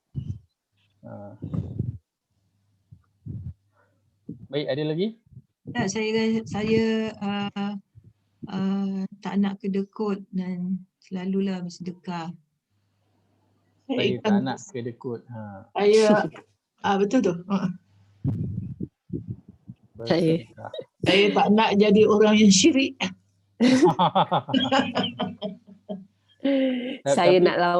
saya nak lawan godaan syaitan. Tapi memang persoalan syirik ini dia satu persoalan yang kadang kita tak rasa benda tu untuk kita. Tak perasan. Sebab kita rasa aku mau Islam, aku tak sembah patung. So syirik ni bukan cerita dengan aku lah, cerita orang lain. Aku ni insya-Allah mungkin memang kalau kita niat kita takkan terbayang kita akan menyembah berhala apa-apa patung pun. Kan? Kita takkan. Saya yakin kita semua tak pernah terlintas pun. Ustaz nak tanya sikit. Boleh. Syirik yang macam ni dengan syirik yang menduakan Tuhan dari segi menyembah berhala apa semua tu. Hukuman dia sama berat ke Ustaz? Hukuman dia sama. Allah, takut dengar.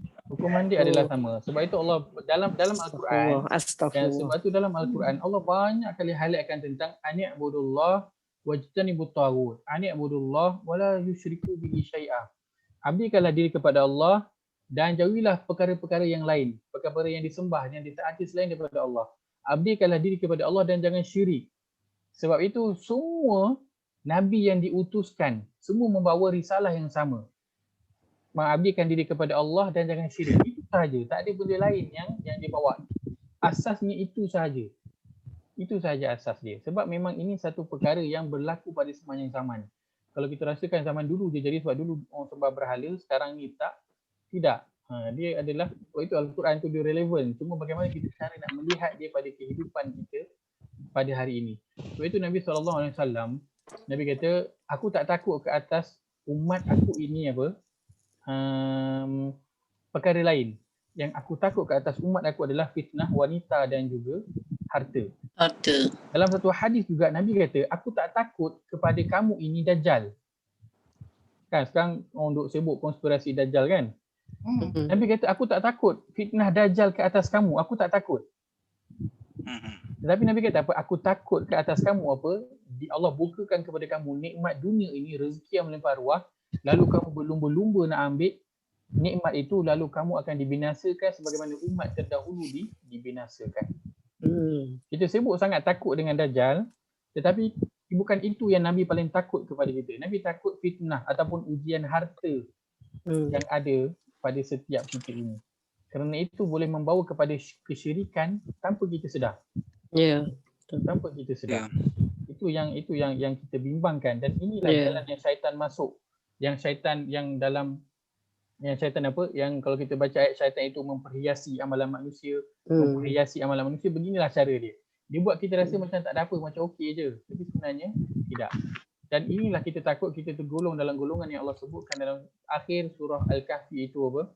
Allazina dhalla sa'yuhum fil hayati dunya. Allah kata qul hal nabiyukum bil akhsarina a'mala. Nak tak aku beritahu kepada kamu semua siapakah dia orang yang paling rugi amalan di nanti di akhirat? Allazina dhalla sa'yuhum fil hayati dunya. Orang yang ketika di dunia usaha dia itu tidak tepat dengan cara Allah dan juga Rasul. Wa yahsabun annahum yuhsinuna sun'a. Sedangkan mereka sangka mereka sedang buat baik. Itu yang paling Allah risau, syirik itu. Betul. Dia buat dalam keadaan dia ni buat benda baik, tapi sebenarnya tidak. Dia rasa dia tak syirik, tapi sebenarnya dia telah hampir kepada melakukan syirik kepada Allah SWT.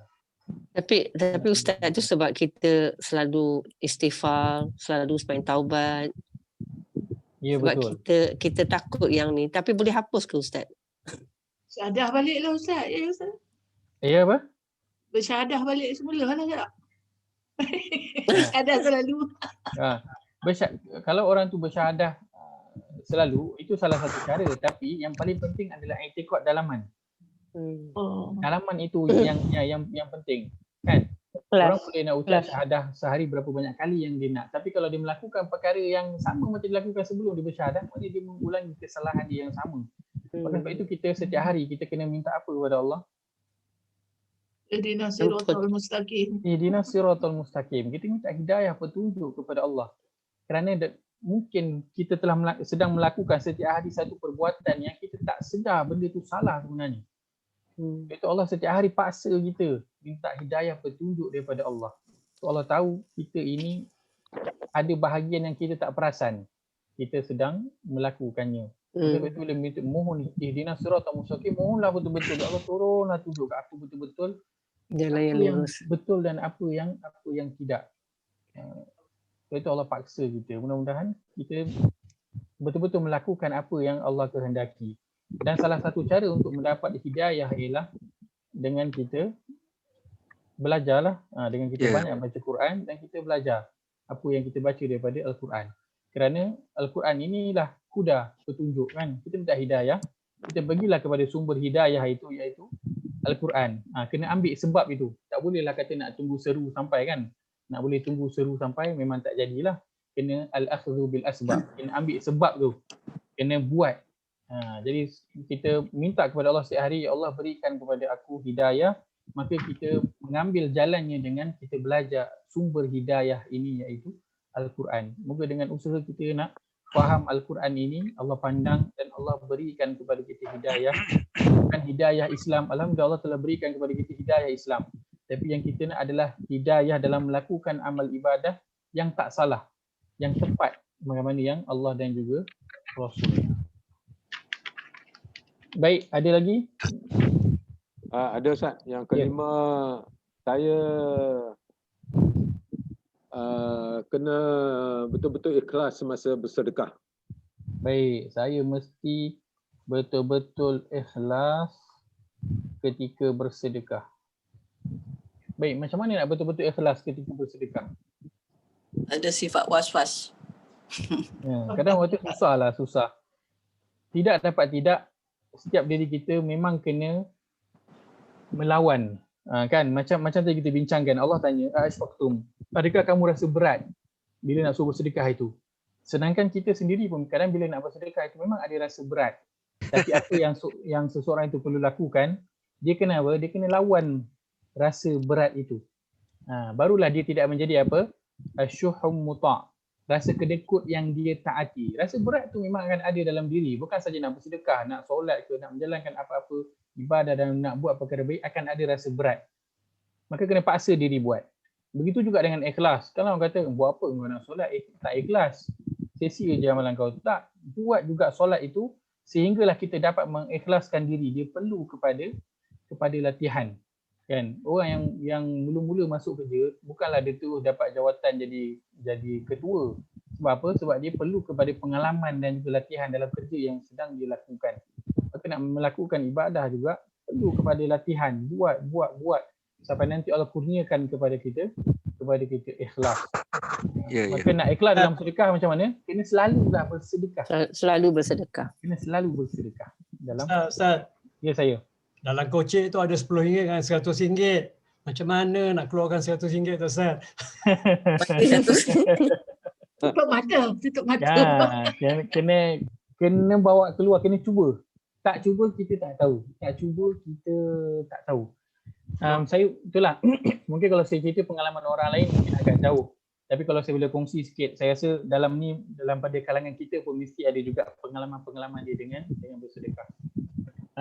Saya pernah mencuba kan, sebab kita pun bukan saja orang luar, bukan saja orang biasa, orang-orang yang belajar ilmu agama pun dia berperang dengan dalaman dan perlu kepada latihan dan perlu kepada paksaan. Saya juga begitu juga dengan saya, tak terlepas rasa berat kan, yang kita sebutkan dalam nak bersedekah ini. Jadi saya dulu dalam bila nak belajar tu selalu memaksa diri untuk bersedekah. Pernah suatu ketika tu saya sedekah dalam tu, waktu tu dalam poket ada kurang daripada 100, ada 60-70 ringgit je. Kan? Tapi dalam hati nak bagi RM10 ataupun RM20 tu.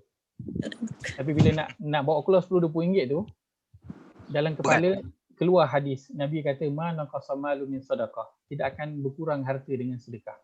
Maka saya nak beriman, betul-betul percaya dengan hadis ini. Saya kata Nabi kata macam ni, Nabi tak pernah menipu. Maka saya keluarkan RM50, saya masukkan dalam tabung tu tanpa saya fikir. Kan kadang kita bersedekah, kita ternanti-nanti. Allah akan bagi berapa balik macam mana nanti kita dapat lagi banyak ke berapa. Bagi tu dan kita cuba lupakan terus berapa kita bagi, bila kita bagi. Jadi saya bagi dan saya lupakan berapa saya bagi itu dan bila saya bagi. Tapi alhamdulillah dalam seminggu itu kalau saya totalkan dalam bentuk, maksud dia saya ada keperluan yang saya perlu nak kena beli, nak kena bayar, nak kena beli dan sebagainya, maka Allah mudahkan minggu itu untuk saya mendapatkan keperluan saya yang bernilai hampir RM1,000 pada seminggu itu. Sedangkan kalau saya dah tahu dah sebelum ni saya kena beli ni, saya kena beli ni, saya kena beli ni, dan saya rasa memang duit tak cukup lah nak beli, memang tak cukup nak beli. Tapi saya mencuba dan cuba melupakan, cuba nak ikhlas, maka mungkin ini juga salah satu cara Allah dia nak mengajar hamba tu, dia nak meyakinkan hamba tu dengan dia tunjukkan betul bila kau sedekah banyak ni Allah pasti akan menggantikan. Jadi alhamdulillah minggu tu boleh dapat lebih kurang barang-barang yang sepatutnya saya beli hampir RM1,000.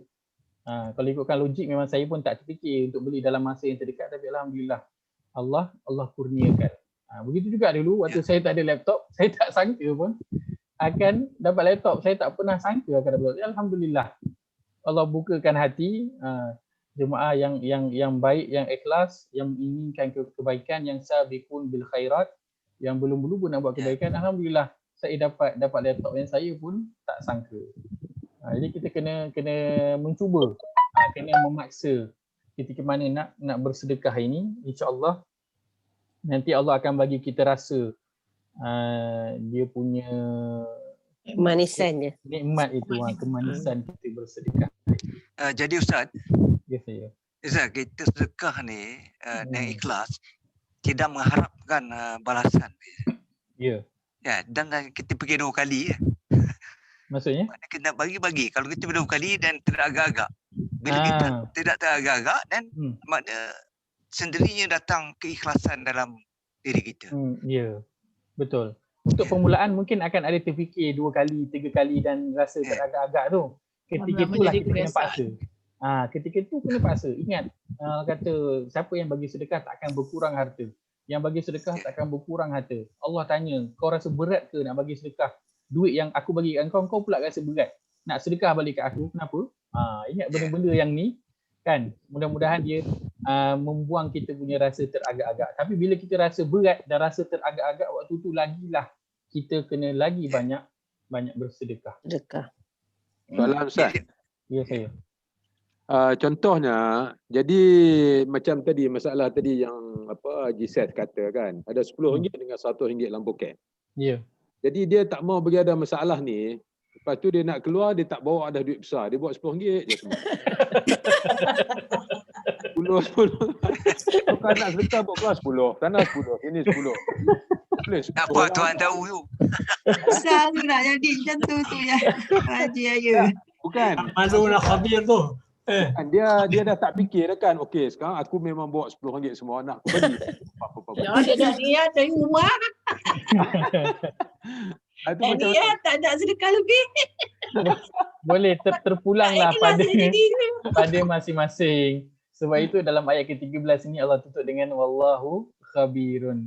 Allah Maha mendalam. Apa je kita buat kan. Allahu khabirun bima kita ta'malun. RM10 itu sebab apa ke, apa saja yang kita lakukan, kreativiti kita semuanya, Allah dia khabirun.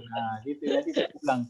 Kalau macam tu Ustaz, kalau macam tu Ustaz, mana kata dah tak ikhlas ke Ustaz? Yalah. Itu yang dia terpulang kepada niat. Kita waktu tu buat tu sebab apa?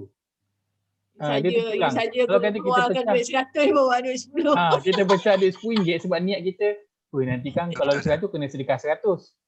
Jadi aku buatlah RM10. Maka dah tak tepatlah pada niat tu, kira kita nak bersedekah dengan kurang supaya tak payah nak bersedekah 100. Tapi kalau kita buat tu sebab aku pecahkan RM10 ni supaya aku boleh bagi banyak tabung. Aku boleh bagi pada banyak orang. Saya tak ada cakap yang tu lah. Maka tidak ada masalah. Kalau kita niatkan yang sebegitu, tidak ada masalah. Niatkan aku bagi banyak tabung. Dekat dalam masjid ada 2-3 tabung, nak bagi 2-3 tabung.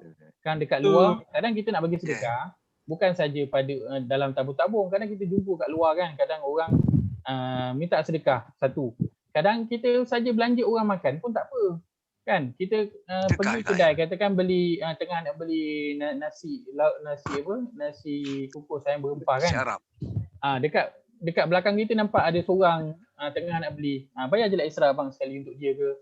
Pergi kat mamak nak bayar, nampak ada budak muda food panda Grab punya orang rider kan, tengah duduk minum air atau tengah makan. Cakap lah bang, kira meja dia sekali.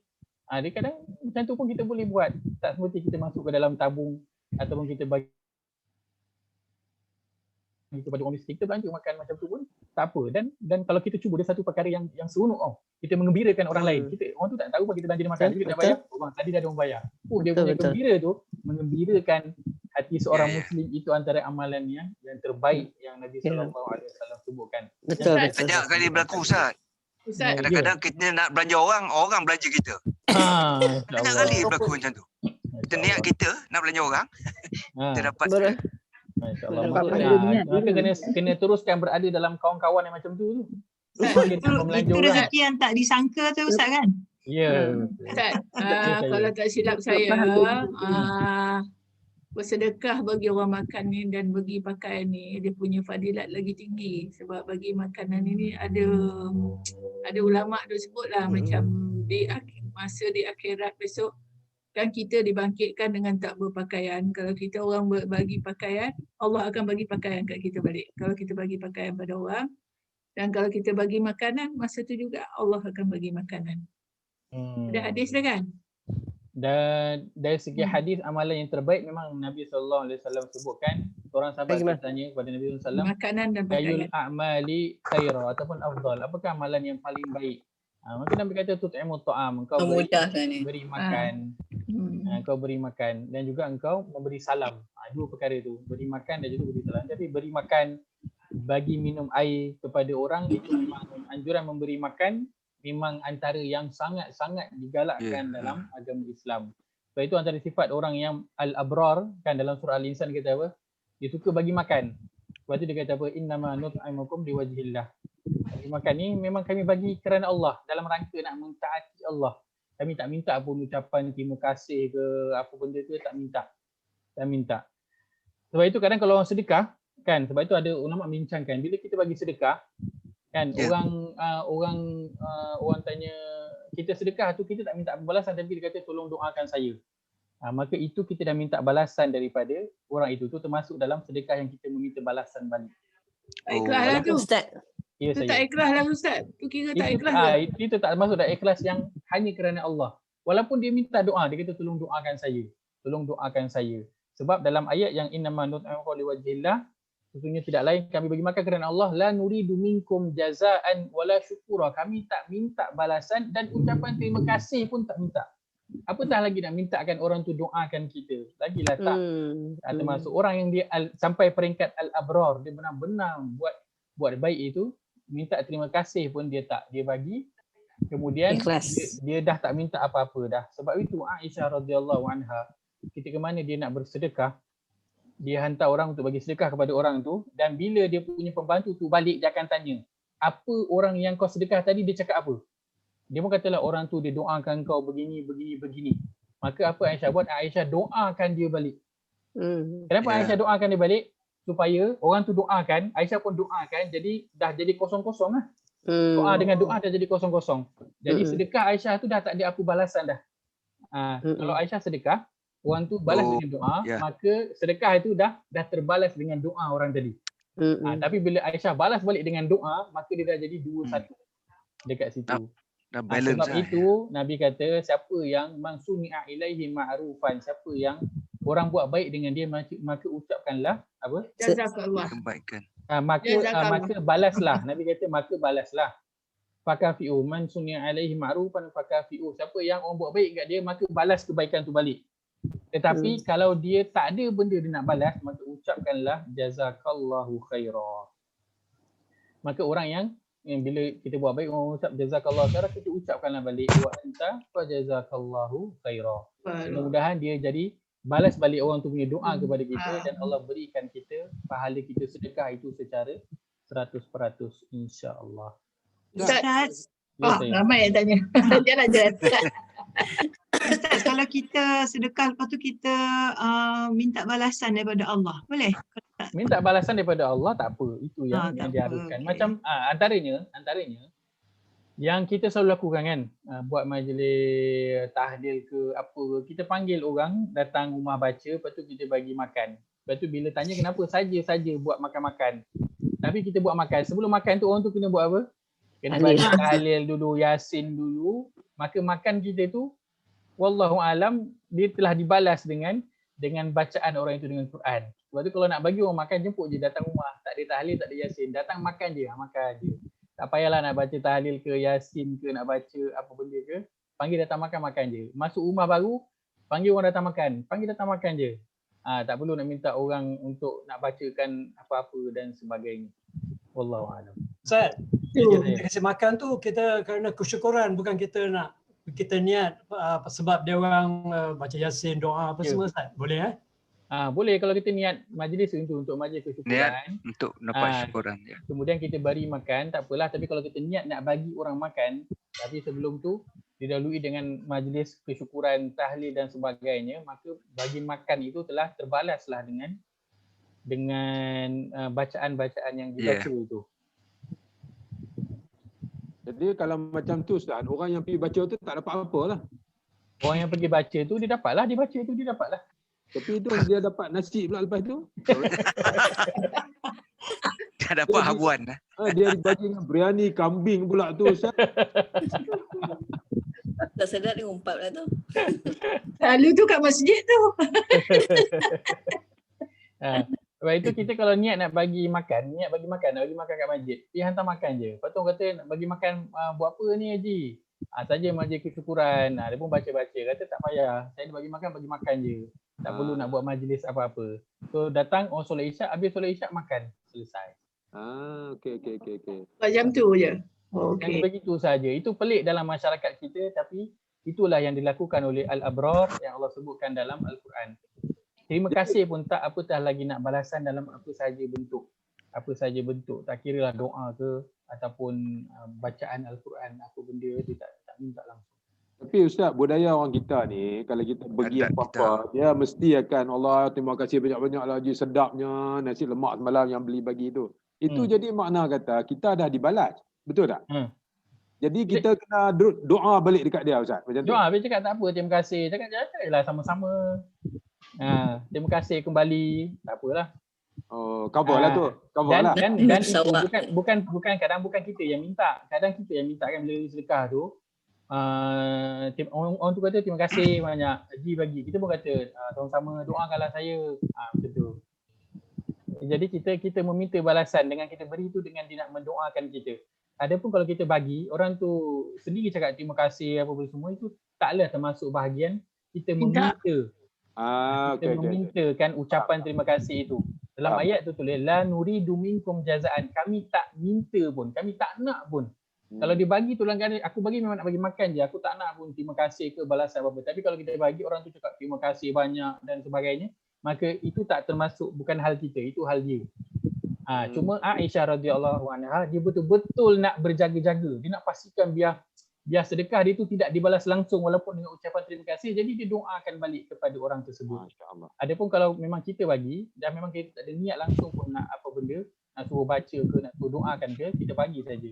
Orang tu cakap terima kasih dengan kita, maka itu tak apalah, bukan daripada hal bahagia. Bukan kita minta kan? Bukan kita yang minta. Tapi kalau kita nak hilangkan kita was-was, doakan balik sama-sama, terima kasih kembali. Itu saja.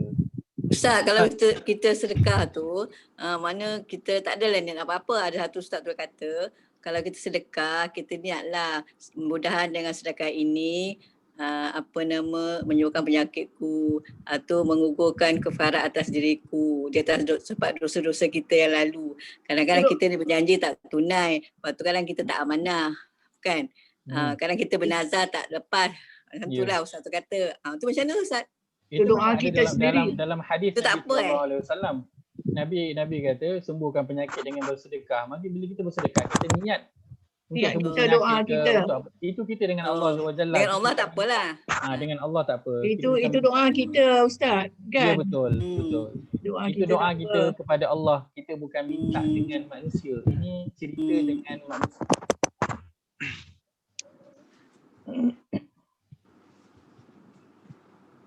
Baik, jika ada lagi pengajaran daripada ayat kita. Maknanya Ustaz, Allah Maha mengetahui apa yang ada dalam diri kita, zahir dan batin. Baik. Saya baru nak tulis yang itu. Saya nak tulis saya jelas Allah benar-benar mengetahui. Maha Maha mengetahui. Mendalam pengetahuannya. Ya. Walaupun ikut khabir itu benar-benar maha mengetahui, tapi saya letakkan maha mendalam pengetahuannya supaya kita boleh rasa makna khabir itu dia mendalam. Bukan tahu yang surface saja, tapi pengetahuan yang mendalam, benar-benar dia tahu sampai ke dalam isi hati itu yang paling dalam tu Allah tahu. Baik, terima kasih. Ustaz, saya pengalaman saya Ustaz, saya pernah ada orang yang datang kat jalan tu lah, kat rumah lah. Dia kata dia macam nak makan nasi lah. Masa tu saya lambat lah masak kan. Apa nak kasih. Lepas tu adalah 3 biji kurma. Saya bagilah dia kan dengan air. Lepas tu dia baca ganjal Ustaz, saya ni adalah buat meniaga kesihatan kan. Lepas tu petang tu saya buat meniaga, tiba-tiba Cina kan susah nak beli kat Melayu kan. Dia beli barang cash dekat 300 Ustaz. Masya Allah. Itu yang pengalaman ke. Saya pun heran agaknya dengan tak itu ganjaran dia agaknya. Padahal 3 biji kurma Ustaz. Dia tengah panas lalu dekat depan rumah kan, dia nak air, dia kata nak nasi. Saya mana nak ni, saya tak masak nasi lagi kan. So saya kat situ je. Tu memang rasa saya terperanjat. Selalu Cina susah nak bagi duit kat kita kan, nak beli barang kita kan. Dia dah bagi cash, dia tak fikir apa-apa Ustaz. Masya Allah. Dulu lah, masa muda-muda dulu lah. Hanya dengan 3 biji kurma saja. Masya Allah. Kalau lain ada nak kongsi pengalaman ke kawan ke, pengalaman sendiri ke? Saya tahu dalam kita ni ramai yang mempunyai pengalaman dengan bersedekah ini. Kalau boleh kongsikan sebagai yang kata apa, pembakar semangat untuk kita yang mendengar ni tentang sedekah. Kita teruskanlah Ustaz dengan tazakur. Sekarang dah 12:47. Baik, sambil tu dengan tazakur lah, kalau ada yang nak mengambil, yang nak kongsi. Ada lagi tak poin dia?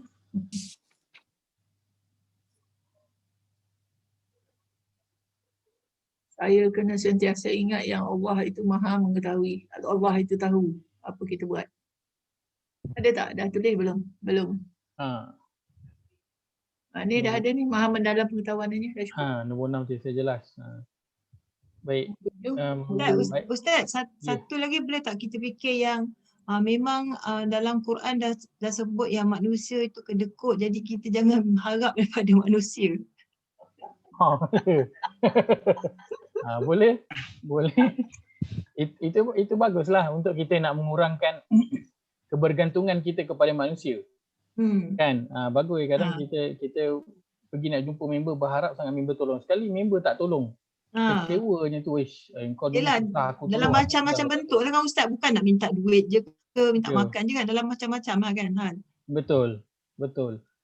Memang itu bagus kita sematkan dalam diri bahawa manusia ni memang dia sifat semula jadinya dia berat untuk nak menolong, membantu orang lain. Maka dia menambah kebergantungan kita kepada Allah SWT dan mendidik diri kita untuk bila kita rasa berat, kita tahu ini memang satu perkara yang tak baik, maka kita akan memaksa diri kita untuk melawan perasaan berat itu. Paksa buat sampai nanti jadi ringan. Orang kata sampai nanti boleh jadi tabiat ataupun habit. Kalau kata solat awal waktu tu berat.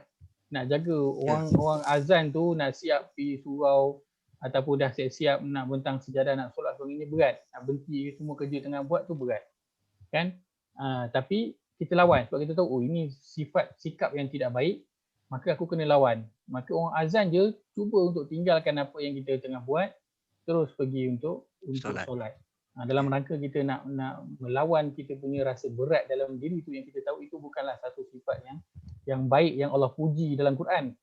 Tapi Allah sebut untuk menyedarkan kita perasaan itu memang ada, tapi kita kena lawan, jangan dilayan. Sebagaimana juga hawa nafsu setiap daripada kita ada, jangan ditaati. Kerana ia beza antara ahli syurga dan ahli neraka. Saya ada satu soalan Ustaz. Baik. Bila bertembung kehendak Allah dengan kehendak manusia, kita ni kan lebih lagi orang perempuan ni dia taat juga kepada yang lagi seorang tu kan, the life partner tu kan. Bila kita dah betul-betul nak sedekah, bila dia tegur, kalau lah adalah kes yang macam tu, saya tak tahulah kan. Betul. Dia tegur macam mana tu? kita dah jadi bolak-balik dah macam nak buat tak buat, nak buat tak buat. So adakah kalau kita lawan juga, kita buat juga, dapat tak manfaat? Baik. Yang pertamanya, seorang isteri itu nafkahnya daripada suami. Maka dalam dia nak membelanjakan harta dia itu, kadang kalau dia adalah milik suami, maka dia kena ketaatan dia ketika itu adalah pada suami. Suami benarkan ataupun tidak. Tapi kalau yang dia nak sedekah ataupun infakkan itu adalah sumber pendapatannya daripada dia sendiri dan memang duit dia, maka suami bukan saja tak ada hak untuk menghalang dia bersedekah. Suami nak ambil duit dia tu pun tak boleh. Sebab itu memang duit suami, memang duit isteri. Contoh, isteri ada pendapatan sebulan 2,000. Suami nak kena bagi duit dapur sebulan 1,000. Kan? Tiba bulan tu suami kata, saya bagi 500 je lah, 500 lagi guna duit awak. Tak boleh suami nak ambil duit daripada isteri tu, tak boleh nak ambil. Kecuali dapat keizinan daripada isteri, baru boleh. Sebab duit isteri adalah duit isteri. Duit suami itu juga dalam itu ada duit isteri. Maka kalau isteri nak sedekah guna duit dia, suami halang, maka tak apa untuk dia bersedekah sebab itu adalah duit dia. Dan kalau kata dia takut sedekah nanti bergaduh dengan suami, kan? Tak apa, dia tak bersedekah, itu dalam rangka dia nak taat kepada suami, dia tidak ada masalah. Tapi kalau macam tu Allah dah kira dia bersedekah tak? Allah akan kira dia bersedekah daripada dia nak dia berniat. Dia yang kira lah, tapi yang si suami tak dapat lah. Ketaatan isteri itu kepada suami itu bukan dia mensyirikkan Allah, kan? Dia tetap dapat pahala ketika mana dia niat nak bersedekah itu, tetapi suami nanti akan ditanya, kenapa kau tak bagi dia sedekah? Dah lah dia pakai duit dia, kenapa kau tak bagi sedekah? Kalau dia pakai duit kau pun itu sedekah, benda yang baik, kenapa kau halang dia daripada buat benda? Nanti suami yang akan dia tak halang, dia tak halang bersedekah, tapi dia halang the amount tu. Itu bagi kembali lebih, daripada dia tak bagi kita bagi lebih. Kalau ada kes yang macam tu lah. Itu kembali pada duit tu milik siapa lah. Kalau memang kita punya, kita boleh beri tanpa itu kita tak masalah, izinan atau kebenaran. Tapi kalau kata itu duit dia, kita kena minta keizinan pada dia, dan kalau kata dia tak izinkan, tak apalah. Kita punya niat nak bersedekah itu Allah dah bagi. Allah dah bagi. Tapi janganlah setiap kali pun pahala ikut niat je. Kamilah bagi juga. Setiap kali pun dapat pahala ikut niat je. Sedekahnya tak ada ikut niat lah. Mudah-mudahan kita doa samalah. Ahli keluarga kita tak adalah yang menghalang untuk kita bersedekah ataupun berinfak. Tapi kalau ada yang menghalang, kita janganlah rasa, teruk benarlah aku punya suami, aku punya anak ni. Jangan rasa, sebab itu memang satu sikap ataupun sifat yang biasa untuk manusia. Kita cuma doakan ahli keluarga kita, pasangan kita, supaya dia faham mengenai infak ataupun sedekah ini, yang mana para sahabat dulu sampai sanggup bukan menjadi miskin, sampai sanggup menjadi fakir sebab nak bersedekah ataupun berinfak ini, kerana mereka betul-betul faham, betul-betul nampak ganjaran orang yang bersedekah ini.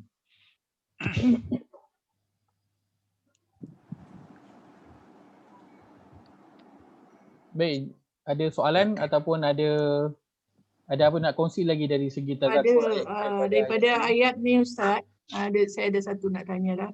Yang faiza lam taf'alu wa taballah tu, dia macam terbalik sikit cakap, maka jika tidak kalian kerjakan dan menerima taubat Allah tu ke atas kalian. Boleh Ustaz jelaskan sikit tak ayat-ayat tu? Maksudnya dari sudut apa? Faizlam taf'alu wa taballahu. Taubat tu. Wa taballahu.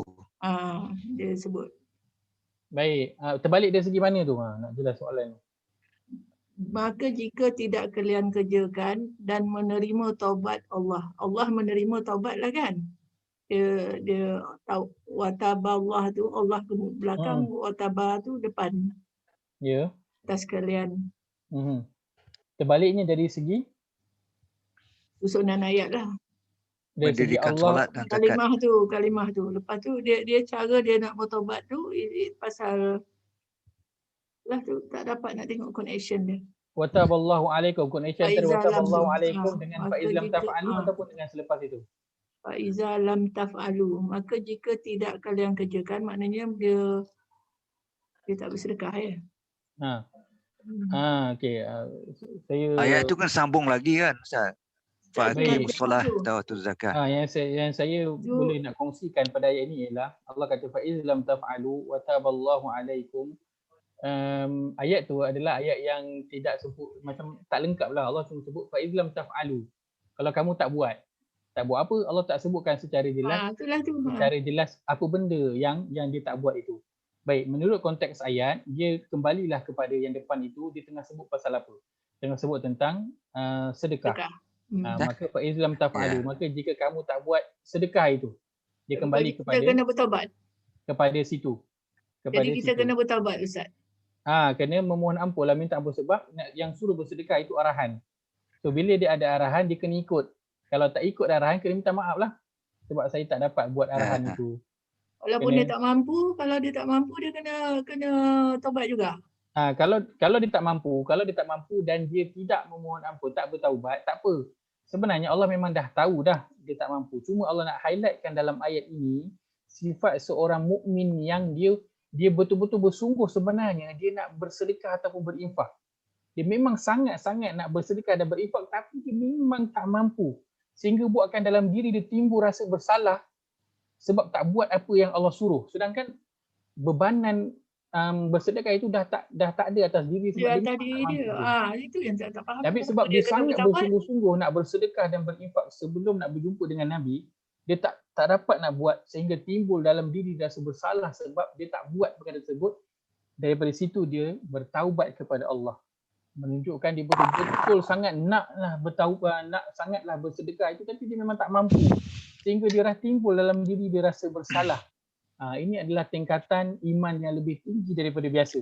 Sedangkan kalau dia tak bertaubat, tak minta ampun dekat Allah pun tak apa. Allah dah faham dah keadaan dia. Dia tak perlu bertaubat. Tapi Allah nak highlight sini keadaan orang yang dia memang betul-betul, Allah beritahu, memang betul-betul dia nak bersedekah dan berinfak, tapi dia memang tak mampu. Dia tak mampu tu sehingga dia timbul rasa bersalah dalam diri, dia tak dapat buat.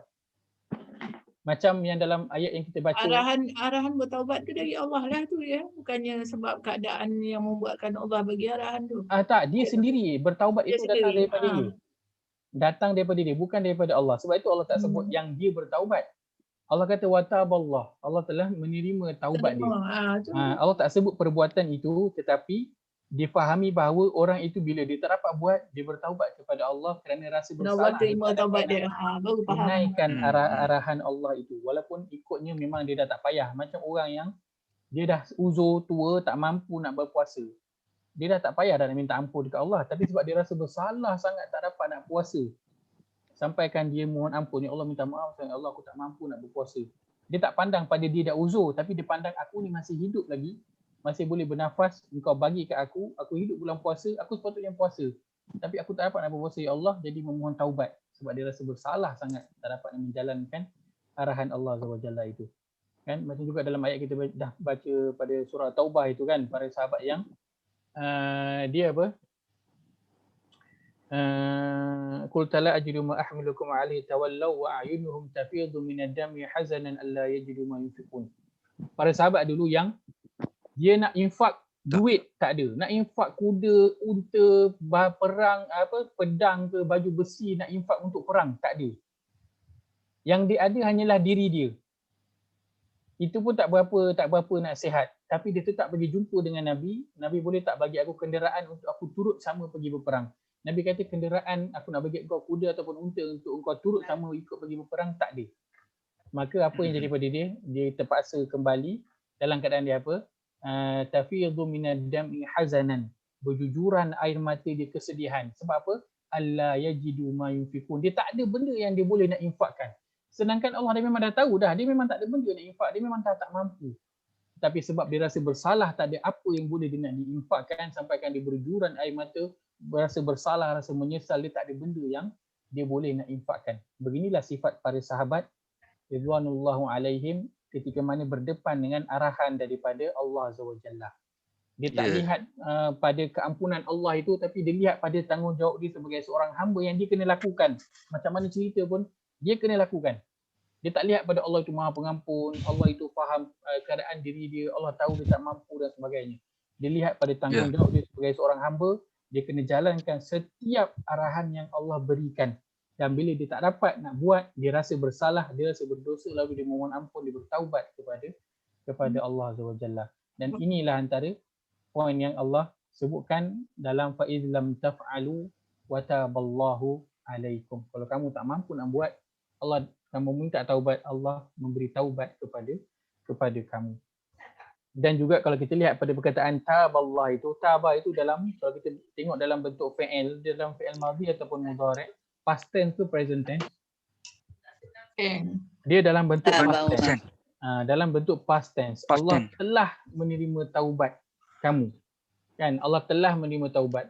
Antara Allah nak bagi tahu, Allah ni kamu belum nak mohon taubat kepada aku pun, aku dah bagi taubat dah, aku dah terima dah taubat kamu. Sebab aku tahu keadaan kamu yang tak mampu, aku tahu keadaan kamu yang susah sebagainya. Kamu belum bertaubat, aku dah terima dah. Seolah Allah nak bagi tahu macam tu. Allah nak bagi tahu macam tu. Kamu belum bertaubat, aku dah terima dah taubat kamu. Sebab aku tahu keadaan kamu. Sebagai seorang hamba yang baik, dia tetap rasa bersalah dalam diri bila tak dapat jalankan kewajipan ataupun suruhan Allah, lalu dia bertaubat. Dan Allah kata, hamba itu baik, aku lagi baik daripada hamba itu. Hamba itu nak bertaubat kepada aku sebab rasa bersalah, tak dapat jalankan arahan aku, tapi aku lagi baik daripada hamba itu. Hamba itu belum lagi bertaubat, aku dah taballah. Aku dah terima dah taubat hamba itu. Allahu Ta'ala a'lam. Itu saja sebab kongsikan pada hari ini. Nombor 7 tak boleh ambil daripada situ, Ustaz? Ya? Yang nombor 7 tu, tazakur nombor 7. Boleh. Silakan kongsikan nanti. Boleh. Tazakur kita. Saya mesti bersungguh-sungguh mohon ampun kepada Allah, menjalankan arahan Allah. Allah. Sampai ke taubat. Maknanya kalau orang tak dapat pergi haji, tak mampu tu, dia kena bertaubat. Dia nak bertaubat, Allah terima lah ya. Allah terimalah kalau dia tak mampu. Tapi kalau dulu dia pernah mampu, tapi dia tak pergi, kemudian tiba jadi tak mampu, itu tak boleh lah. Itu nanti dia kena jawab di hadapan Allah SWT. Dia kena mohon ampun. Mudah-mudahan Allah maafkan dia. Tetapi kewajipan dia ketika dia mampu dan dia tak buat dulu, telah ada pada dia. Dia kena mohon ampun kepada Allah tentang perkara itu. Saya tuliskan, seorang Muslim yang baik ialah yang timbul dalam dirinya rasa bersalah apabila tidak dapat menjalankan perintah Allah dalam keadaan tidak mampu, lalu dia bertaubat.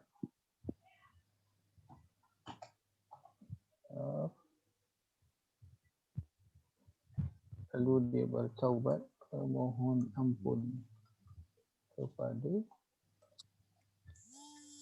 Allah. Baik. Kerana apa? Dia merasakan diri dia yang kurang, tak dapat nak jalankan arahan Allah itu. Dia bukan rasa dia memang takdir dia tak mampu, tak. Dia rasakan kekurangan diri dia lah sampai dia tak dapat nak buat arahan tersebut, sehingga menyebabkan dia rasa bersalah dan bertaubat kepada Allah SWT. Baik, itu saya dapat kongsikan pada hari ini. Moga ada manfaat yang dapat diambil. Auzubillahi minasyaitonir rajim. Bismillahirrahmanirrahim. Alhamdulillahirabbil alamin wassalatu wassalamu ala asyrafil anbiya'i wal mursalin wa ala alihi wa sahbihi ajma'in.